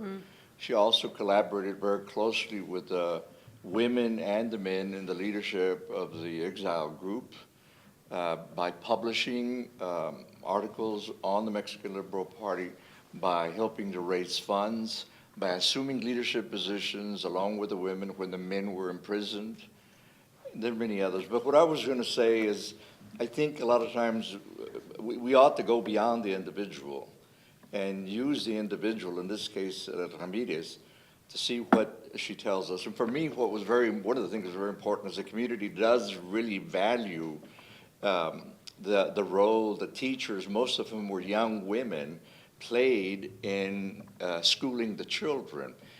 It's no accident that young women young teachers, women teachers, assume major positions in their communities because they're accorded such respect. They have that kind of social capital. They also, in many cases, independent because they're single. So that her life tells us a lot about how young women like her that were teachers were able to assume leadership positions. Okay, go ahead. Yeah, but it's not some kind of contradictory argument that you are saying, because if the important thing is the woman that is teaching, why at the same time can be the community that is taught, in this case by the woman? Or by the individual. At the end of the day, I don't care that it's a woman or a man. At the end of the day, if individuals are important for the community, it's not a little bit contradictory what you're saying that at the end the community is going to be. Well, she reflects and reinforces important values in the community. This is other thing. This is other thing. This is another argument. Did you get that? No, I'm not, I'm sorry, I'm not following you. Yeah, no. At the end of the day, you are saying that the important is the individual in this case, because it's going to implement certain things in the community. But Yes. at the end, you are saying that the community is going to be important, that if they're going, Well, she's important in herself because of ideas, for example, that she promotes. the rights of women, for example. She was I think some feminist scholars would call her a womanist, but I think she was a feminist. She wrote quite a bit about, in which she addresses women and tells women that they need to rid themselves of the pedestal role, because like kings and gods, you know, these are roles that are given to you, and the man can take them away from you. So there's ideas. Her life is important in itself because of the ideas she generates. But I think what I was talking about is how individuals also are important, because they're a window that allow us to see the larger social context that defines who they are. But she's basically reflecting and reinforcing things. So I want to try, okay, go ahead. Well, I was just going to maybe shift it a little bit and ask, because I was really struck, so I'm taking advantage of my position up here, sorry, by, you know, thinking about our opening talk, and then thinking about what Chago was talking about, and some of the tensions, right, about who we are, right, about issues of identity, and some very different ways of framing that and thinking about that. And I wondered if you two could maybe speak a little bit to each other's talks. Well, I found Santiago to be very informative. And by the way, we're tocayos. Let me augment this. My legal name is Jimmy, Jimmie. And when I first started school, kindergarten, I went to class like everybody else, and the teacher started going through roll call. I'm getting to a point. Pedro stood up, Maria stood up, and she says, Santiago, and nobody stands up. And then she comes to my row in front of the front person sitting in my row, and she says, Santiago. And I'm thinking to myself, this stupid sucker doesn't know his name. Okay? She walks back to the row in identity, okay? Grabs me by the hair, lifts me out of my chair. Okay? It hurt. Don't laugh, it hurt. Okay? I started crying, ran out of the classroom, ran 7, 8 blocks home. Okay? Walk into the house, my mom is ironing, watching novelas. And she said, what are you doing here? Why are you crying? I said, the teacher pulled my hair. And my mom was very protective of all 7 of her reyes. Okay? Her little kings. So she puts on her sweater and she says, let's go back to school. Why did she pull your hair? She says, my name is Jimmy. And I said, huh? She says, wait a minute, hang on. She goes through her box where she has all her birth certificates and confirmation certificates and, you know, all the church documents for each of us. And she goes, she says in Spanish, fíjate, tiene razón.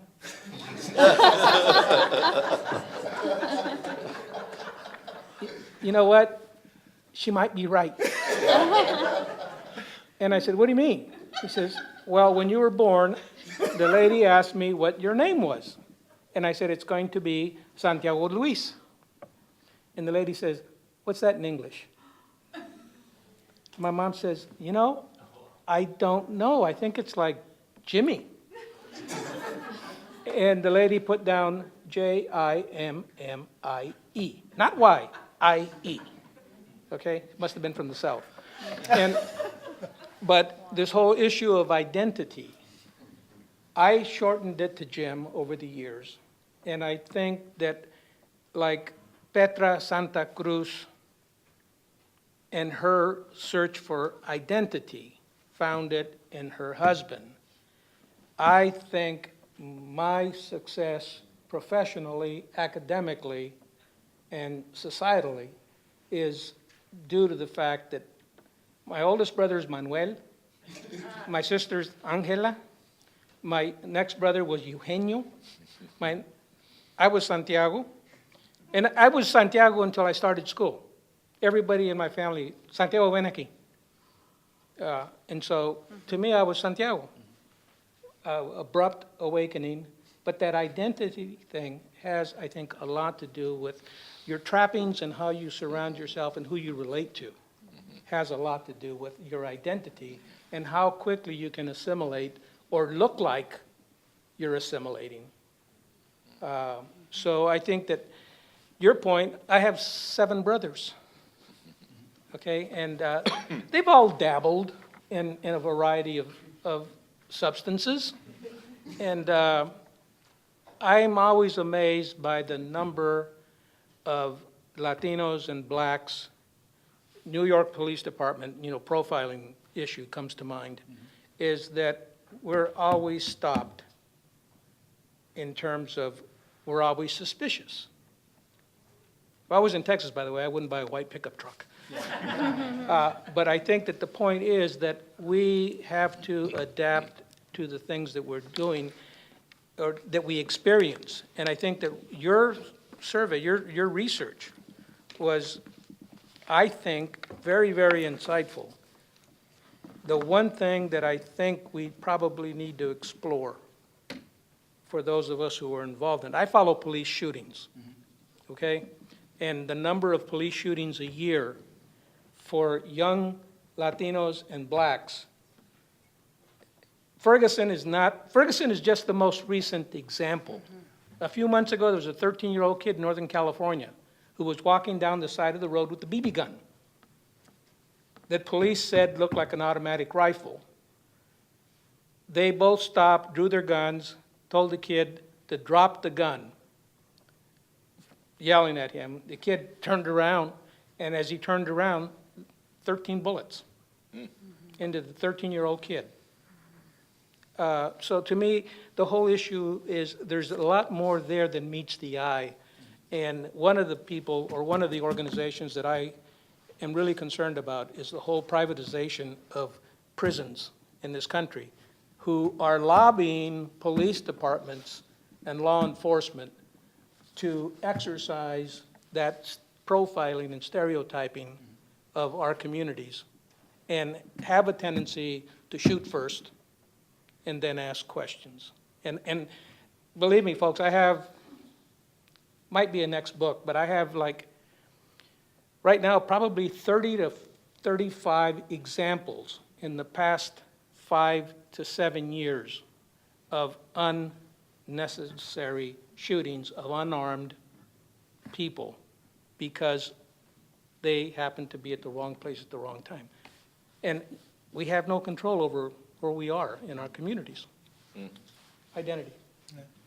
I think, I mean, the point of this is that I wasn't able to articulate today because I was just trying to focus on how drug policy has actually shaped the border in terms of policing and drug trafficking organizations' operations, is that now, right, we look at the border for these offenders, right? And increasingly, they're doing a lot of racial profiling around Mexicanness, right? So we're looking for Mexicans, and that's how we sort of wage a war on drugs. Right? If anyone's read Michelle Alexander's book, The New Jim Crow, that's interesting in the sense that, and she says from the very beginning, she's like, this is a critique of the war on drugs. Part of the folks affected are Latinos, but she never really gets into how Latinos are affected.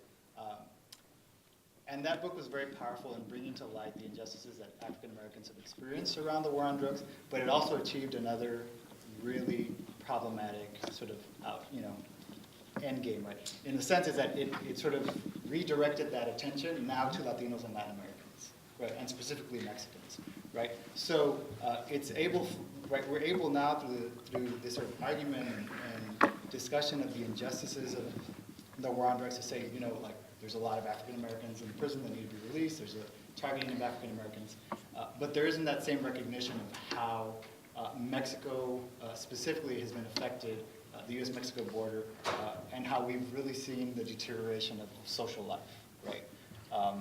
And that becomes significant because that sort of assumed control over all elements of social life, right? So young people now are drawn to that activity, right? There's folks that I talked to along the border when I was doing research, and they said, you know, like, we get stopped all the time, right? People think we're, you know, trafficking in drugs. So what's the incentive to not do this? If at this point we're suffering all of the sort of policing repercussions without any of the monetary gain from it, right? Then what's wrong with not doing that, right?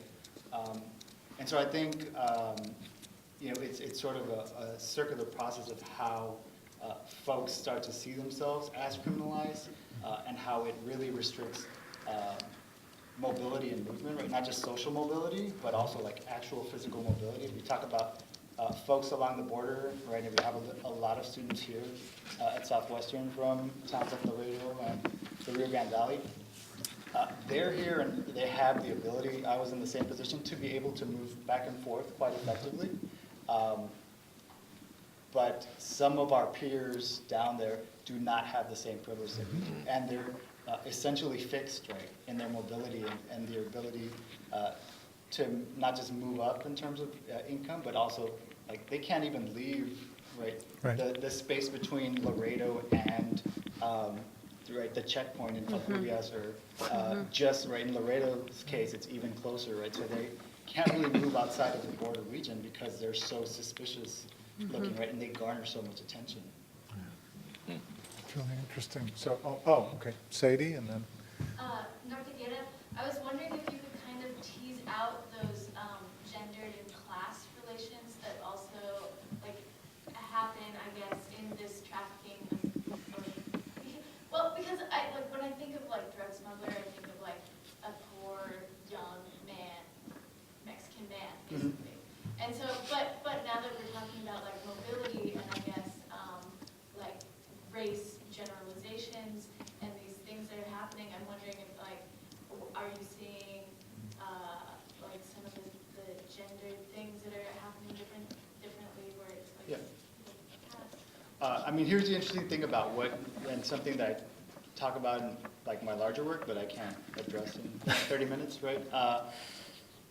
All these policy sort of you know, impositions have really affected the makeup of drug trafficking organizations, and all it's done is consolidated power. So now you have, you know, really wealthy folks that don't even know how much money they have, like folks like El Chapo, that money's supposed to get to them, and it's just getting lost all sorts of places. And along the border, right, you know, I was able to document in the 70s, right, 60s, 70s, and 80s, there were these families that operated these small drug trafficking organizations and were able to, you know, amass, you know, compared to other folks along the border, amass a significant amount of wealth.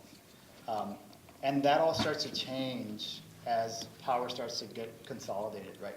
So now you start to see, especially, you know, you have female, you know, GAPAs, right, head of organizations, but then you also have these women have to engage in particularly masculinist behaviors to assume any sort of leadership role under the new system. In the old system, if you were part of the family, you were typically protected from being involved in those activities, right? And that caused a degree of isolation from the business. But gradually by the late 80s, early 90s, as all these things are in shift, more and more folks want access to that income, and so they have to start to enact different behaviors, right? So you're doing the menial work, right? If folks are, you know, driving, right? Okay, right now that we're under more police surveillance, like, women don't seem as suspicious as men, so why don't we take our grandmother with us while we go drop off a load in, you know, Houston, right? Why don't we use our sister to carry a load when we're, you know, going such and such a place, right? So it really alters the way women start to become active in the drug trade, and then it has sort of really dramatic repercussions for their own roles, right? There's an example, by the way, of how the cartels are corrupting politics in Mexico specifically. There's a woman who was recently found, or is under investigation, for having the cartel people do away with her competitors and with people who she just didn't like, while she's on television doing public service announcements for giving monies to nonprofits and for social agencies. And then Selma Hayek just did a movie a couple years ago, where she was a capo. Savages. Yeah, Savages. Yeah. And a very good movie because it captured a lot of the essence of how effective, there is no more gender gap in terms of how some things get done. And it's who's the smartest and and obviously who's the most ruthless. Yep. And in many instances, you're seeing more and more of that evolve. And it's partnered with politics and elected office and partisan politics. So that, the 43 students who were incinerated, there's talk that was politically motivated as opposed to narcotics motivated, because they were getting in the way. They were hampering the elected officials. And I used to be a TV reporter in San Diego, and I covered a lot of Baja California. And one of the things I used to do, I used to try to go down, and my assignment editor would give me the theme of the story that he wanted. Hey, we got this guy being elected. There's a lot of cronyism. We want you to go down and ask about that. And I said, you're crazy, right? And I did get to the point where I could talk pretty candidly with a lot of people down there. And the one thing that always struck me was a response I got from the governor at the time, Roberto de la Madrid, who was educated in the United States and became the governor of Baja California Norte, or Baja California. And he used to say, Jim, we do the same things that you do in the United States. We do it on top of the table. And there was sort of a candor about that sort of stuck with me, that absolute power corrupts, absolutely. And I think that, this whole political thing, the cartels, the narcotraficantes and politicians, I think, are getting more and more in bed, as are, pardon me, in this country, our elected officials getting into bed with lobbyists who represent the other side, the militarization of police, the privatization of prisons. And the whole idea being is that if we can get more people into prisons, we're number one in the world, ladies and gentlemen, for the number of people we have in prison, numerically and percentage-wise, in the entire world. So, to me, there's a lot of, you start scratching at these issues. The war on drugs. We've concluded that that we've lost the war on drugs. There's no way to get a cap on it. And a lot of it is because somebody is lining somebody's pockets. Well, Chavo, one of the things that I appreciated about your presentation is that you, aside from other things, you pointed out the personal connection between you and your what you're studying, and all of our connection too with all kinds of things associated with the trade. But and I noticed too that all of us, I think, to one extent or another, presented on our work in a personal way. I think all of us make our work very personal, but I think that was evident among us. And while you were speaking, I had to think that I had a number of thoughts about, as you suggested, we're all on the border, that's where I come from too, are intimately tied to all of this stuff. I have cousins that are border patrolmen and people that are involved in the trade. And I'll tell you this one story. My recently departed dad had Alzheimer's, and we have so many stories about him, but one of the last stories involved this lady who was visiting from San Fernando, the killing fields of Tamaulipas. And she was visiting, and my dad was kind of gone. Not really, he was listening. So my mother says, well, how's it going over there? He said, well, it's bad. People getting killed. But they just caught Ocio Cárdenas Guillén. And my dad says, oh, el primo.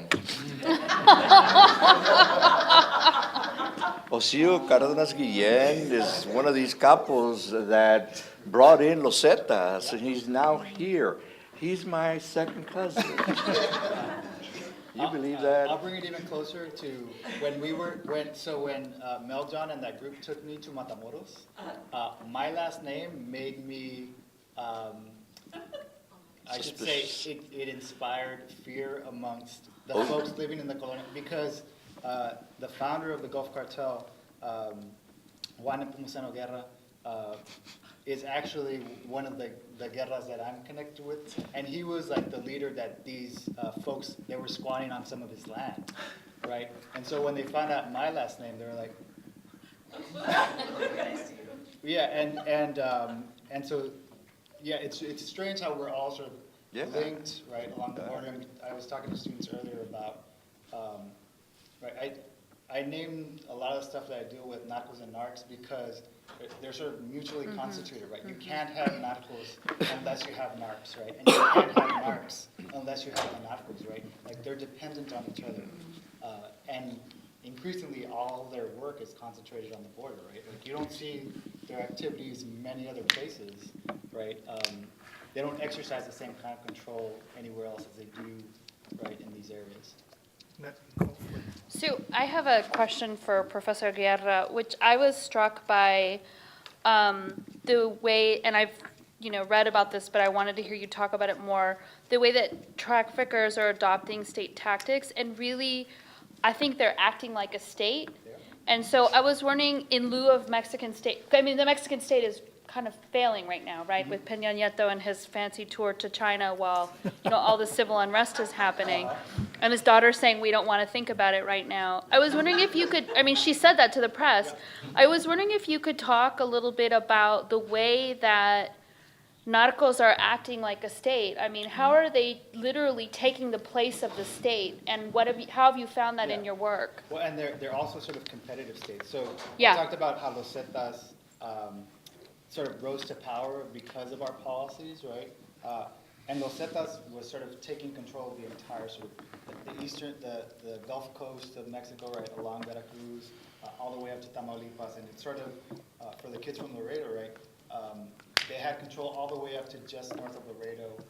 And then in 2003, Sinaloa started to try to come in, right, Chapo tried to come in and start to assert more control over that territory, right? So the border becomes this important site that folks need to control on the drug trafficking side.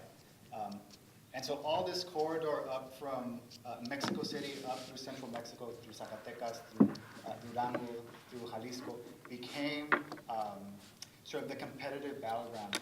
My wife's family, they're from Zacatecas, and so we go down there quite a bit.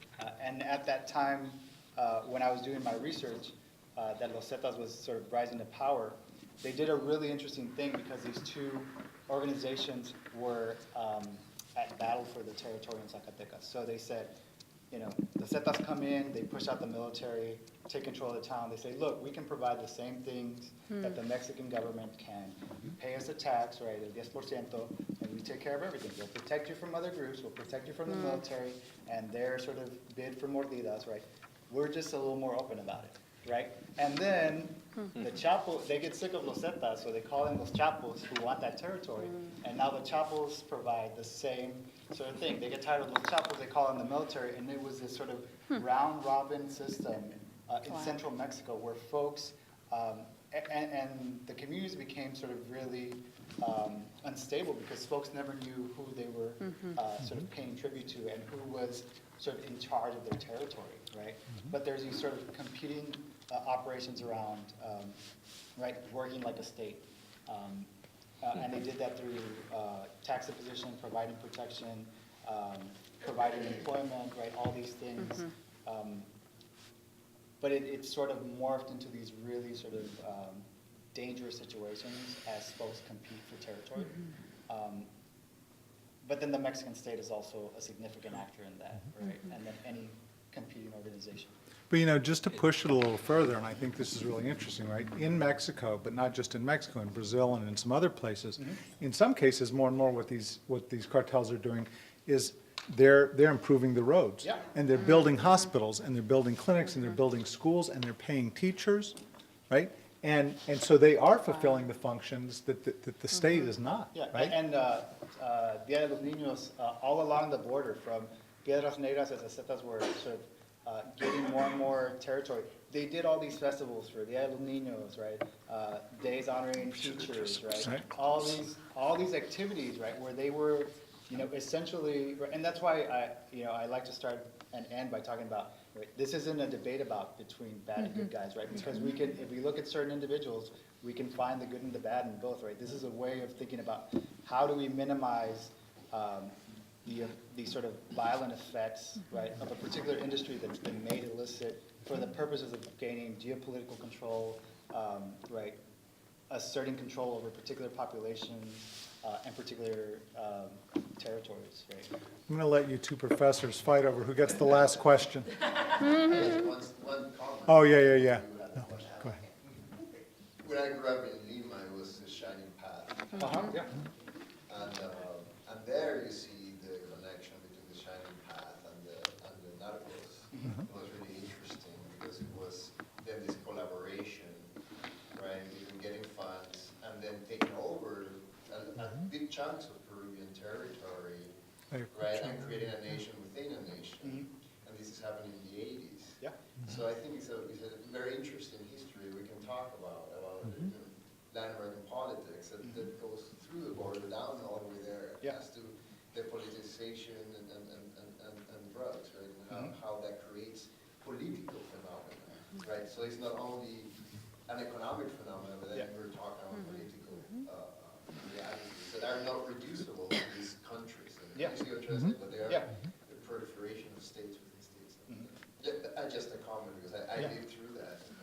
Yeah, and usually, like when I teach a course, like we base the course off of a commodity system, and we start with all the substances in their source countries, right? And think about the logic that goes into trying to control cocaine production, right? Something that in its sort of natural state is vitally important and central to the cultural practice of the territory where that, you know, plant is native to, right? Just because we don't know how to handle our shit in the Midwest, right, that means we have to completely undo the way of life of a particular community because it's easier for us to do that than to regulate our own consumption, right? I was going to address that point, is that one of the things we have to be very careful about in discussions like this is to paint our neighbors to the south as, again, being the bad guys and having all the corruption. This is human nature. This is human nature. Take away the political borders, take away the political ideologies, and look at people's behaviors, how they develop organizationally, how they develop politically. And if you look at the motivations of people seeking out power, it's universal.